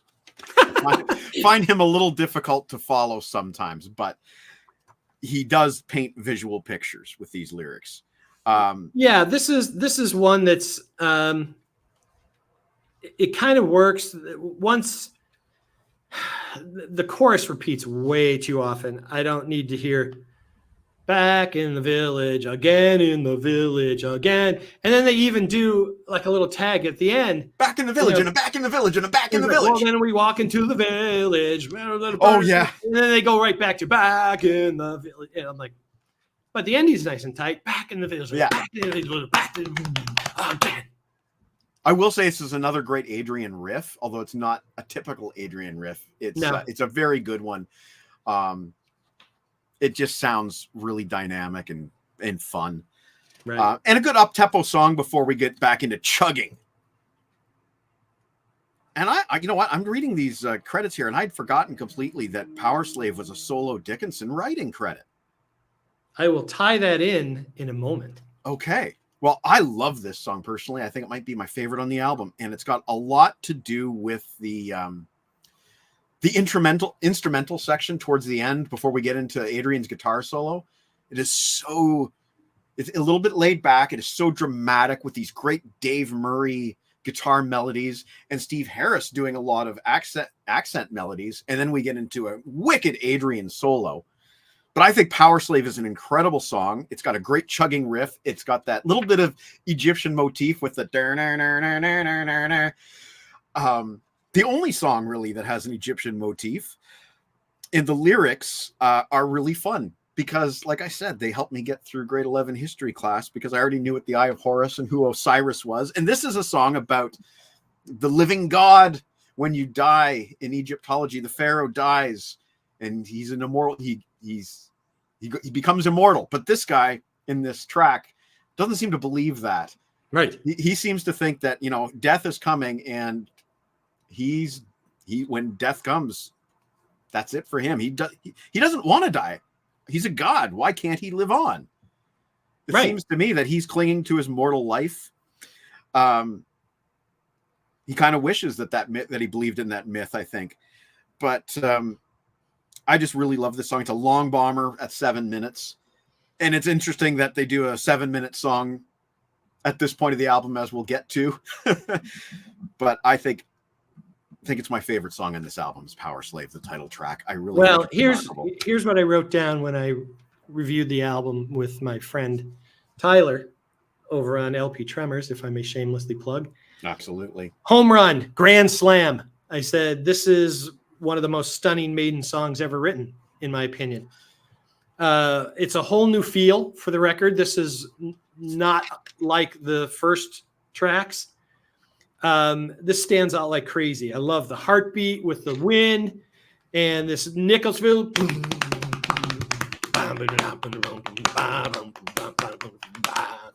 It's super chuggy. It's got a faster version, but it's similar to the Gates of Babylon.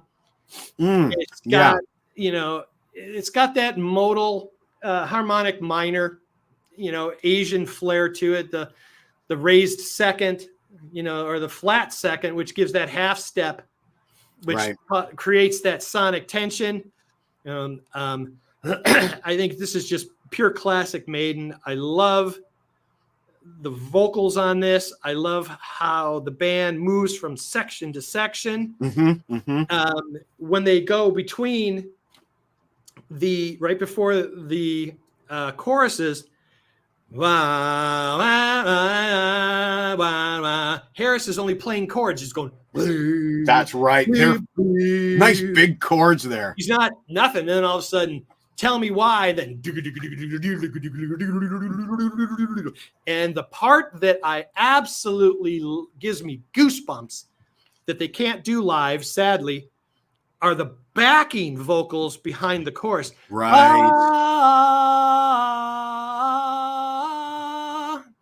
They're so good. And I'm like, oh my God. And I'm just like, that is just goosebump city. And then back into the riff. And like you said, they go bam, bam, bam, da. And Dave's solo is my favorite on the entire album. It just sings. And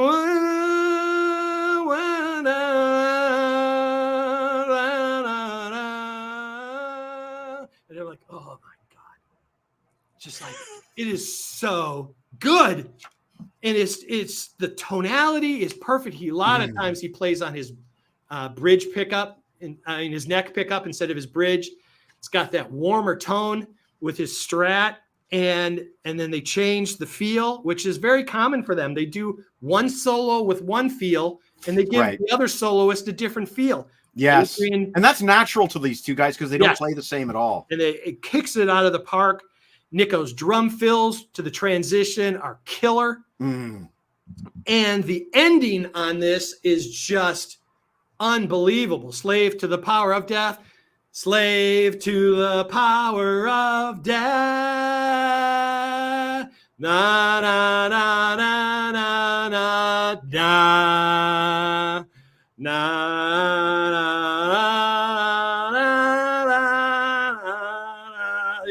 Yeah, it goes and it goes on. It goes on. Oh my God! You're like, are you kidding? Wow. I just want to address Uncle Meat's comment here. We were very kind when we were talking about Defenders. I think we gave Hill and Holland appropriate credit for what they do on that album. But obviously there is no comparison. And that's something we talked about when we dove into this at the beginning, is these two albums, they are nothing alike at all. No. And especially rhythmically. No. Nico plays more fills in a verse and chorus than Holland does in the whole album. Right. And I also just wanted to highlight this one drum roll that he does right before they go back into the dun, dun, dun, dun, dun, dun. He just does this beautiful drum roll. Nico does. They go, It's so delicious. So good. There you go. I hope your chest isn't killing you by the end of the show. No, I do it all day. I got calluses. Drummers do this all the time. Yeah, so. My buddy Trevor used to do it on his thighs, and his thighs would be bruised by My the right end of the leg night. was that way all through junior high, and I'd play while I was watching TV. I'd play on my right leg. Oh man. Killer track, and Dickinson just blew it out of the park.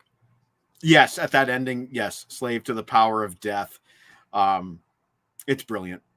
And then we get to the very last one. It transfers live so well too. Yes, actually it does. There's so a great live version on Live After Death. It's fantastic. I really love what they did on the Flight 666 show. Also very good. Yes. Yeah. So good.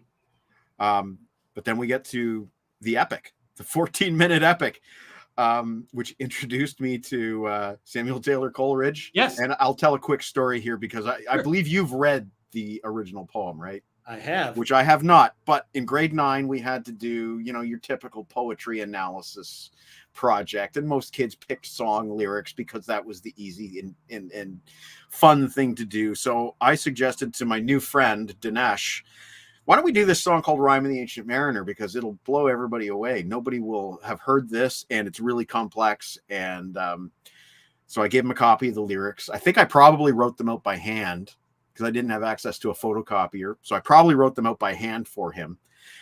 And he took them home and he did his analysis. I came in with my analysis. We did our presentation, and the first words out of the teacher's mouth was, "Why didn't you guys do the original?" And Dinesh turned to me and he goes, what's this original that he's talking about? And I was like, I didn't tell him that this is based on an epic poem. But the lyrics themselves are pretty epic, and there are Cole's Notes version of the story, I suppose. It's definitely an interesting choice to end the album with a 14-minute track, but it works. It works. It works a lot better than when Priest did Loch Ness, in my opinion, John Clauser. I think it's the longest track until Empire of the Clouds or something. I think you were 100% right. You had mentioned on Aces High your father and how he said he related to the subject matter, and he said, I like that Aces High. Not too long after this album was out, I was driving in my van that I carried all my drum gear with. I was out with my mom, and I had a big portable JVC boombox that I put on the floor because I didn't put a stereo in my car because I was always carrying music gear. I didn't want somebody to be tempted to break into it if I ever had my gear in it. And I had 2 big bookshelf speakers because it had speaker outs on it. So I had 2 big bookshelves behind this big open area cargo van with carpeting. Anyways, long story. I'm in the middle of Mariner. They get to the section, and all of a sudden my mother starts word for word. Day after day, we struck no bed, no motion. And I'm like, and I go, what? She goes, Samuel Taylor Coleridge, right? And she goes, Peter, you need to read more books.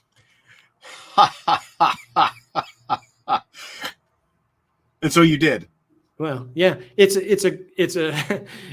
my mom, I could do a whole show on my mom, but it's just one of those things that you never know where inspirations come from. And, when you dive in and Maiden is such, that's right. That's how Bruce introduces it on Live After Death. And he's not wrong. Let me introduce it the way I should have. This is what not to do if a bird shits on you.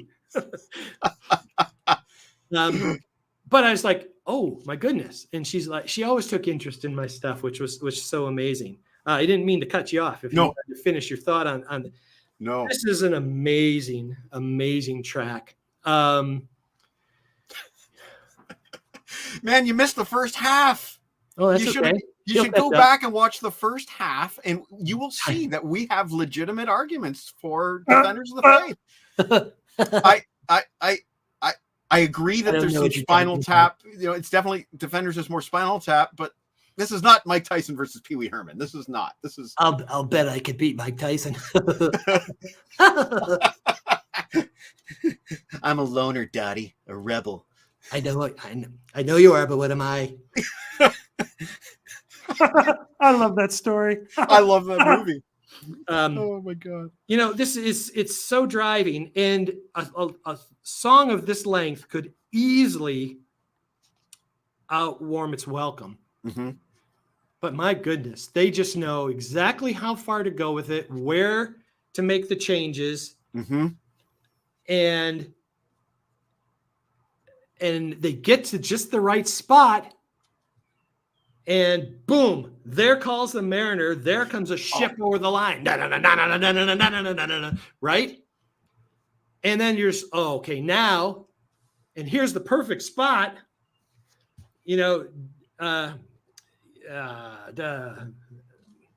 then crew one by one, they drop down dead, 200 men. The guitars are only holding chords. Blah. It's all Steve.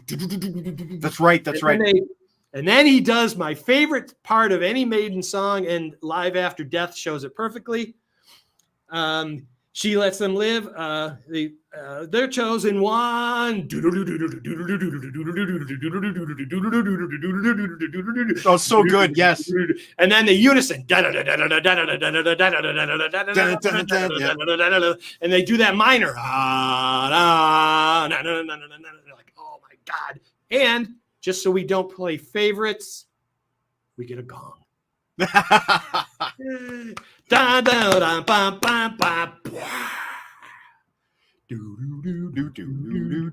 and then the violin, which is a very rare example of outside musician on a Iron Maiden song. Well, there's a what? That violin. No, That's Adrian. No, really? Yes. Is he doing it with a bow? He's doing picks. He's doing volume swells with his volume now. My whole life, I thought that was a violin bow. No, he's going. Wah, wah, wah, No, I had no idea. Wow. Education tonight, folks. Richie Blackmore first does that on Maiden Japan during the extended solo in Space Truckin'. Wow. Apparently everybody knew this except for me. All my life I've been doing air violin in my car. Blackmore loves the cello.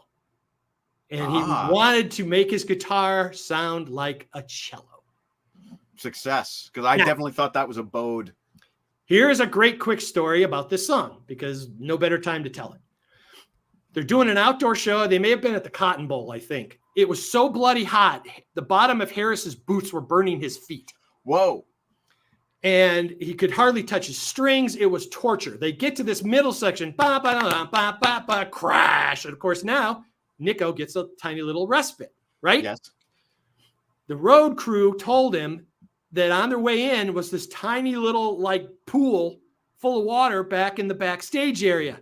So here goes Nick, rips off his shirt. He's throwing his stuff up, poo, into the water he goes. He's like, oh, it's so bloody good.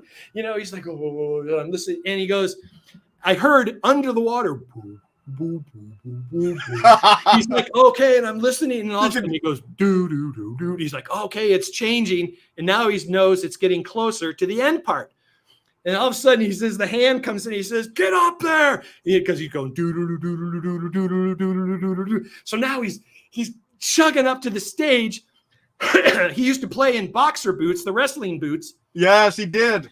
And he goes, he's grabbing towels and he's getting up there and he's getting ready. Now, then down in falls comes the rain, and Nico goes. Now it was up to him to do that as long as he wanted to keep before he cued the band in. Okay. So he could go and off it goes. So as soon as he did the roundhouse fill, they knew to move forward. So he's like yelling. His text name was Steve Gadd. He called him Gadsy. He says, Gadsy, get over here. That he was using an old Ludwig Speed King pedal, and the water was dripping down and his feet were slipping. He needed towels under his feet because he couldn't keep his feet on. The band found out afterwards, and they're like, you are the craziest human being ever. And he's been playing barefoot ever since Seventh Son. Yeah, he's been playing. Son. Yeah, he plays barefoot now. And, so he gets to that section and out they go. And this is when they get to the second section. And this is maybe my favorite. And I've even marked it. It's the 9:36 mark. This is my favorite Dave Murray solo of the entire catalog. Ooh. Adrian goes first in this case. And he goes, and all of a sudden Dave, and I'm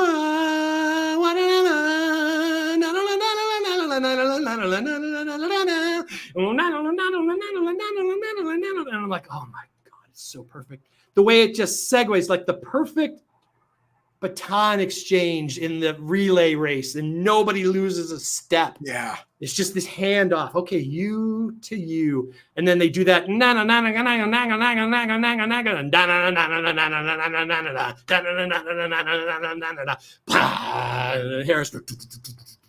then they go back out.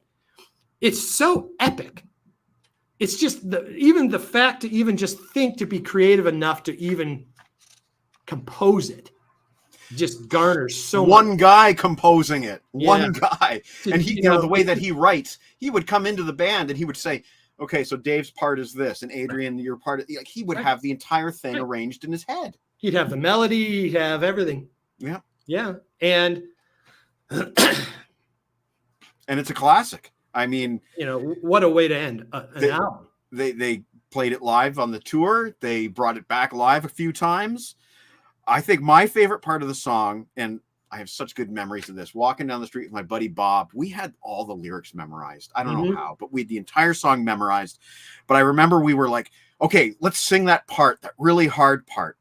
So we would together, the curse it lives on in their eyes, the mariner he wished he'd die, et cetera, et cetera, et cetera. But we would finish off with, then the spell starts to break. The albatross falls from his neck, sinks down like lead into the sea. Then down in falls comes the rain. And we would be walking down the street screaming that. If there were cell phones back then we would probably be on YouTube as look at these two clowns walking down the street singing.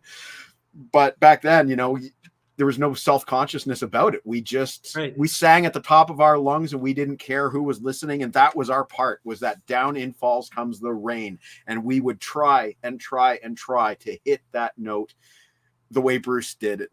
And that crescendo, that whole part, it's my favorite part of the whole song. Yeah. And it's, you contrast that to the feelings that you had at the very end of Defenders. Oh, that's a nice comment there. Yes. Oh, thank you, sir. Yes. And again, everybody check that out. It's a great episode. You will be educated. That's our professor, says Johnny Clouser. Oh, he's I pay him. Maybe too much. Perhaps. But it leaves you wanting more. And that's the sign of a great album. And, and in contrast, we thought 128 shows was impressive. This one racked up 189. The World Slavery Tour was epic. Almost killed the band because Bruce was ready for the Funny Farm. Yes, he did not write any songs for the next album. Well, he wrote songs, but they did not. No. And what's interesting here is that there are no writing credits for Dave Murray on here at all. And there aren't any for almost, I think Senjutsu might be the first that Dave Murray contributes writing again. No, Deja Vu on the next album. Okay.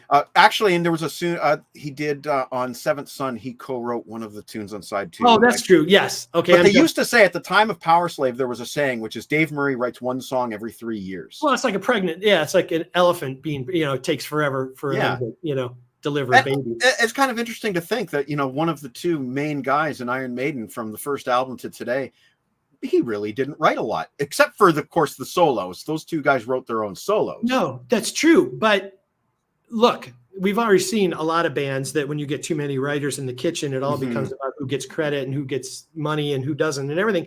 And I think to Dave's credit, he does. I know what my spot is here. I know where my place is. Yeah. And, when he does write a song, it tends to count. It tends to be a song that I remember personally. Well, and he is one of the singularly most unique and recognizable guitarists there is. Yeah. You always know it's him. Yeah. He is integral to the Iron Maiden sound. Yeah. It was for me personally, it wasn't great when they lost Adrian, but imagine losing Dave. You pack it in. He's essential to that sound. Well, not to tangent, because we'll whip through these tracks here. Hopefully, I don't know if the rumors are true or not. There are some that are saying that Dave has said he's kind of had enough. Yes, he's apparently the one who doesn't want to tour anymore, and yeah, So, you can't blame anyone. Nope. It's been a long time. So Maiden is super famous for these wonderful B-sides that they do. Yeah, they are. The first one was this one. Right. 2 Minutes to Midnight. And there's a couple fun stories, so I want to make sure we get these in here. The first track that was on there is a track called Rainbow's Gold. Mm-hmm. And it is a Beckett cover. And you say, well, who the hell is Beckett? That's right. Well, that's the album cover. I like that. 1974. They were formed in 1970 and were defunct not too long after this record came out.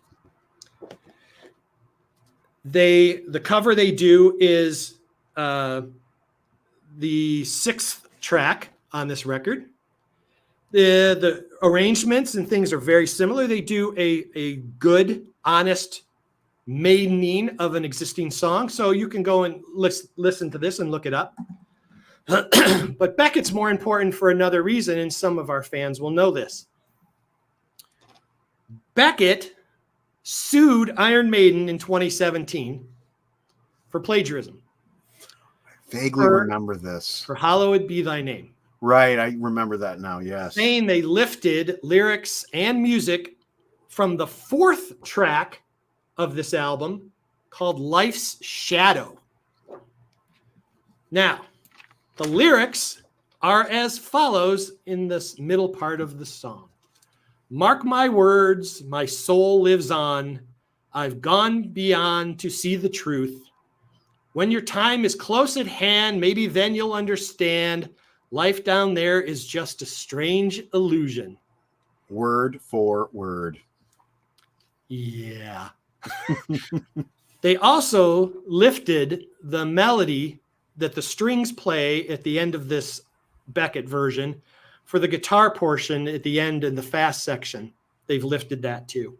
There's no question they were guilty. Yeah. Now, as this was going on, the 2017 tour for Maiden was unique because Hallowed was not included. Oh, interesting. They pulled it. That was a staple. And they finally settled out of court on March of 2018 for an undisclosed amount. Now, because we want to have fun connections everywhere else, you say, well, how did this even happen? Well, back in 74 or so, at a performance in England, a young teenage Steve Harris was in the audience. But wait, it gets better. Because at the time, the manager of Beckett was one guy named Rod Smallwood. Where do I know that name from? Hey, the baker of Huddersfield. There you go. Goldie. That's Maiden's manager for those of you. Rod Smallwood. Nobody out there doesn't know that. Rod Smallwood was the manager of Beckett. And Iron Maiden later on. There you go. The circle is complete. Pete Jones, everybody. So then, if I may, yes, we get to one of the most infamous tracks of all time, A Mission from Airy. And I will state for the record that I listened to this album and all the B-sides multiple times this week, with the exception of Mission from Airy. It was only good for one listen this week. We will not drag this out. Go listen to it. I have the entire transcript of the entire dialogue. Oh my God. I'm telling you, this is the funniest Spinal Tap moment in the history of all metal. It really is. Let's just paint the picture.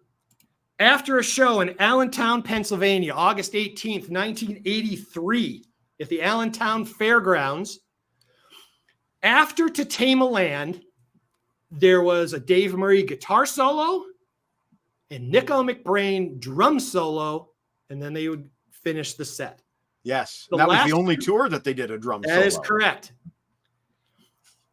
During the drum solo section, Steve Harris's bass rig was malfunctioning. And he needed to let Nico know to extend his solo a little longer because he's not ready to go. So instead of getting somebody in the higher management in the stage area, Steve grabs a local light guy, tells him, hey, go tell Nico my bass gear's messed up, play longer. Well, 8 million colorful metaphors later, and enough expletives to just get you kicked off of every channel. The guy goes up to Nico and doesn't know how to talk. Now, remember, Nico's playing a drum solo in a full stadium, full PA. It's loud as God bloody hell. And he is locked into his... And he's locked into his thoughts. And the guy's like coming up to him and like, hey, and Nico's like, what? And he says, what? And Nico says, he says, you're not standing there all on my own, effing and someone trying to get your attention and talk to you. I'm playing me drum solo. He's standing 2 yards behind me going, yeah. What? Yeah. What? That's a perfect reenactment. This is exactly as if you were playing the track. He goes, oh, effing, oh, God. He says, what? He goes, by the time I got that far, I effing totally effed. Because I'm pissed. I'm not paying attention to my gig. And he goes, and now I'm not paying attention. And then here's the thing about this. Steve and Nico are having this row afterwards saying, hey, because Steve walked up to Nico just giving this stagehand bollocks. Yeah. Big time. He's ripping him apart. And he's going, you're out of line. You're out of order. I'm out of order. You're out of order. Oh, F my old boots. I'm not out of order. He goes, Steve. And so Bruce comes into this argument, sees that they're arguing, grabs a cassette tape and starts recording it, but starts playing antagonist. That's right. He stirs it up on He starts purpose. going, oh, but nobody would have noticed. I noticed. He says, I said, I didn't know he was on a mission from you, hence the title. The mission, yes. He goes, oh, he said, no, that's crazy. He says, what if the light rig is going to fall and somebody pulls me out of the way or I'm effing dead, right? Oh, I think you're out of order. F my old boots, I'm not out of order. They go on, and Bruce just keeps going. He goes, well, I said, hey, look, next time, just tell Bill. He says, you don't have to bollocks the guy. And he's like, I told him don't ever effing do that again. He goes, no, I'm the bad guy. Oh, it's paraphrased. Oh, yep. No. It's just back and forth. Long story. They get close. They think it's about to calm down. Bruce revs it up again. They're walking, whoa, Bruce. And then all of Steve, some expletives recording this. Click. Now, here's the rest of the story. Yes, I know this part. Nico grabs the tape, throws it on the ground to stomp on it. Bruce jumps him and doesn't hit him. He full cock punches him and knocks him off the tape and picks it up. And he's just like, Nico's like, what? He's just like, hey, never been a band that's had violence. And, I'm leaving the band. Mm-hmm. He's like, I'm out of here. Bruce takes off. And when Nico's leaving, he sees Bruce and Bruce goes, I'm really, really sorry, Nick. He said, I really didn't mean to do that. He said, and this is what ties everything together. Yep. He said, I'm sorry, but I needed the tape because it's got lyrics on it to a new song I'm writing called Powerslave. There you go. That's why this all ties together. So. And I wish I could tell you what magazine article I read that story in, but I know I had it in my old magazine collection, that whole Mission from Aries story, including the follow-up about the Powerslave lyrics being on that tape. So yeah, if Nico had smashed that tape, we'd have a different song instead of Powerslave. Well, and we'll just show these because we won't talk about them. Right. Then, of course, we do Aces High, which is clearly one of the most iconic Eddie images of all time. There it is, right It is there. so good. I've seen this on more T-shirts than almost anything. It was my favorite piece of Iron Maiden art. And Back the cover they do is from a band called Nectar. Yes. And here's the album cover. That's interesting. Yeah. A Tab in the Ocean. They are a German progressive band, English-based. And the fun part of this is that the engineer on the Nectar was a gentleman by the name of Dieter Dirks. Scorpions fame. And Accept. And Accept. And it was done at two Dieter's, other bands. It was done at Dieter's studio. So everything is full circle, folks. There you go. I really like that tune that they did, King of Twilight. I do too. It has this chanting part. And what we used to say as kids is that's the wrestling anthem. That's the entrance theme for Kamala, the Ugandan headhunter, who had kind of a similar chant. Go listen to the picking intro again. Oh. And it sounds like Coming of Age by Damn Yankees. Oh, yeah. Oh, there you go. I don't know. I would pick King of Twilight if I was going to go those two songs there, Johnny. I like Nico's drumming on Rainbow's Gold. Okay, so we have a tie. Ooh. One last B-side, which is The Number of the Beast live. And the funny thing about that one is that was the very first B-side I'd ever heard in my entire life. And a buddy of mine let me record it. And the thing that kind of struck me about it was because it was live, he's doing a call and response to the audience. So there's one part where he just sings 6 and the audience comes back 6, 6. And I was like, well, I don't like that. I would prefer if he sang the whole song. You know, what do I know? I'm a 13-year-old kid, but that's my memory of that version. The very first B-side I ever heard in my entire life. Well, this one is the 5th most represented live album, album represented live.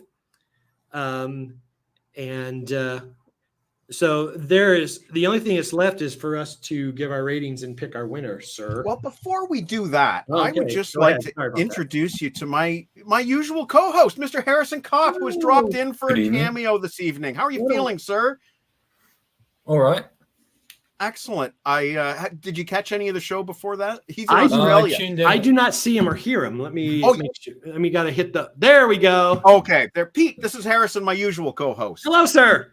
Good evening. I tuned in at some part time through the Mission from Ari discussion. Okay, then the best part. Although I will advise you to go back and watch from the beginning when I performed Freewheel Burning live. At the right tempo too. At the right, more or less. So Harrison, we were about to decide which album we like better. Do you just want to jump in real quick and tell us which one you like better? Easy, Defenders of the Faith. I know it's anticlimactic. There's no competition for me. Before I let you stop, I am going to let you see Uncle Meat's comment about that. He does not care for Defenders of the Faith. He says that this is comparing Bert and Ernie to Nico and Harris.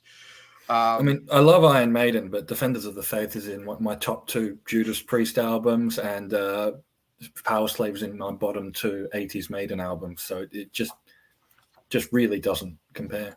Yes, I saw that, mate. And you saw this comment, Maiden at the legendary Massey Hall for Ed Hunter video game tour, the Blaze is Gone tour. The Ed Hunter tour is my favorite Iron Maiden tour, not because it's the one where Bruce came back, but because of the set list. I like it because there was the debut of the 3 lead guitar players. So you like Defenders best. Pete, I'm going to go and tell you right now, I think I prefer Powerslave. Okay.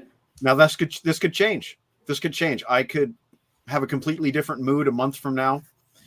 But I think for me, Powerslave has the edge because it's just a tad more aggressive. I think I like the production a little bit better. And I'm a sucker for that bass. I'm a sucker for Steve Harris's bass on this album. I think it's some of the best bass work that he's done in his entire career with Iron Maiden. I really do. So I'm going to say, for me, it's Powerslave. For Harrison, it's Defenders, which means right now it's a tie, and you have to break the tie. Well, I will put it this way. Defenders is my 8th favorite Priest. I have 7 other albums before it. Powerslave is my 4th. Okay. Highest. I give Defenders an 8.25 out of 10. And Powerslave gets a 9.25 out of 10 for me. There you go. We have a winner, folks. We have a winner, and the winner is Powerslave. And Eddie is right here to celebrate the win. There we go. It is decided. We have, so it shall be written. So it shall be done. It is Powerslave. Pete, thank you so much for joining us. Michael, my pleasure. I do want to show Harrison something. I'm glad that you came because we got some mail this week. And this may or may not have some of your artwork on it. Harrison is my Lego artist, incidentally. Yes, wonderful job, by the way. He does a wonderful job. And this is his new Grab a Stack of Rock t-shirt art right there. It's the Painkiller with Rock the Robot from Y&T. Y&T, right? We have Vic Rattlehead, I think, from Megadeth there. Mm-hmm. A little Toes About to Rock. I thought maybe the Trooper, but Harrison, what do you say? Oh, the cannon was intended to just be set dressing scenery from the Trooper setting, but now that you point out for those about to rock, it works perfectly. So, there, it's better if I'm happy. So you can see Trooper Eddie right there, and you can see Vic Rattlehead right there as well, and myself and Harrison in the middle, and the Painkiller right there. Very cool. And there's printing on the back. And you can get that at tpublic.com, where you can also get The Contrarians, Tim's Vinyl Confessions, Too Loud, Too Old Music, and Visions and Sound. You can get all of us at one stop. And Harrison left a comment here. That's just the video where Nick talks through Mission from Ari, he recreates it, and then talks about that ending bit after the recording stops. So it's hilarious, go, that video. So funny. Check out that YouTube link for the whole story. And Johnny Klauser, thank you for watching, my friend. Again, check out Pete Jones on his channel, My Music Corner, on the Ram It Down episode, which it made me a believer for Ram It Down. Also, check out Pete on The Contrarians earlier this week. He did an excellent episode with Martin regarding being ahead of the beat and behind the beat. And he made it a lot easier to understand than anything that I'd read before. So brilliant. Check that out. Do you have anything else coming up in the future that you can talk about? Yeah, I've got, I'm going to start doing some more stuff again with Mr. Kerr. We've got a big backlog of stuff that's out there. We focus mostly on Deep Purple. Yeah. But we've done other variations of things. So we've got some stuff coming up there. And then there's a lot of back catalog. Iron Maiden fans, I mentioned it before. Go check out LP Tremors. And Tyler Hagopian is not doing any new content. He hasn't for almost a year. He's very busy in his work life and everything that's going on. So, but we have done, we were doing a Maiden album a week, and we had recorded Brave New World, but that one has not been put out for air yet. So we are through a virtual 11. So we do each album. So that's fun. And go track by track on those for Maiden fans who like to go deep and stuff like that. So there you go. Well, again, thank you so much, Pete. I hope that we can collaborate again in the future. And Harrison, do you have anything you can talk about, or are you just taking it easy as you recover? Yeah, taking it easy. I will show off just one recent purchase. Sure. Because it's topical. I did buy my first Bon Jovi CD. It's not the new album, though. It's a Japanese Oh, that's CD a good single. It's the Japanese CD single, so it's got all the tracks on the one CD. In the West, Dry County was a CD1, CD2 deal. I don't have Waltzing Matilda, or It's Only Rock and Roll. I don't have. Those are the reasons I bought it, for the live covers of It's Only Rock and Roll. John and Richie both sing there. John sounds pretty good, and then Tico Torres does lead vocals on Waltzing Matilda. Of course he does. It's fun. He does it on. They do a cover of Crazy as well. That's a beautiful CD, Harrison. I am jealous. That is something I would want for my personal collection, and I know Jon Snow would want it for his. Oh, and Uncle Meat just saw Saga two weeks ago. So Look at this. Okay, well, I am exhausted. This has been a 2 hour, 10-minute marathon of Priest versus Maiden. For those who missed it, Powerslave is the winner by a narrow margin. Well, thank you guys. I really appreciate it. I hope you have a wonderful weekend. As you know, we always like to go out on a song, and just for the heck of it, let's go out on Call of the Wild by Max the Axe, because Uncle Meat loves that song so much. Have a great Friday night, everyone, and we'll see you in a few weeks. I will be back June 21st with author Angie Moon, who just wrote a book called Crime of the Century. It's about true crime and rock and roll. So we'll be interviewing her on June 21st. Excellent. So thank you guys. Have a wonderful night. This is Max the Axe. Take care, everyone.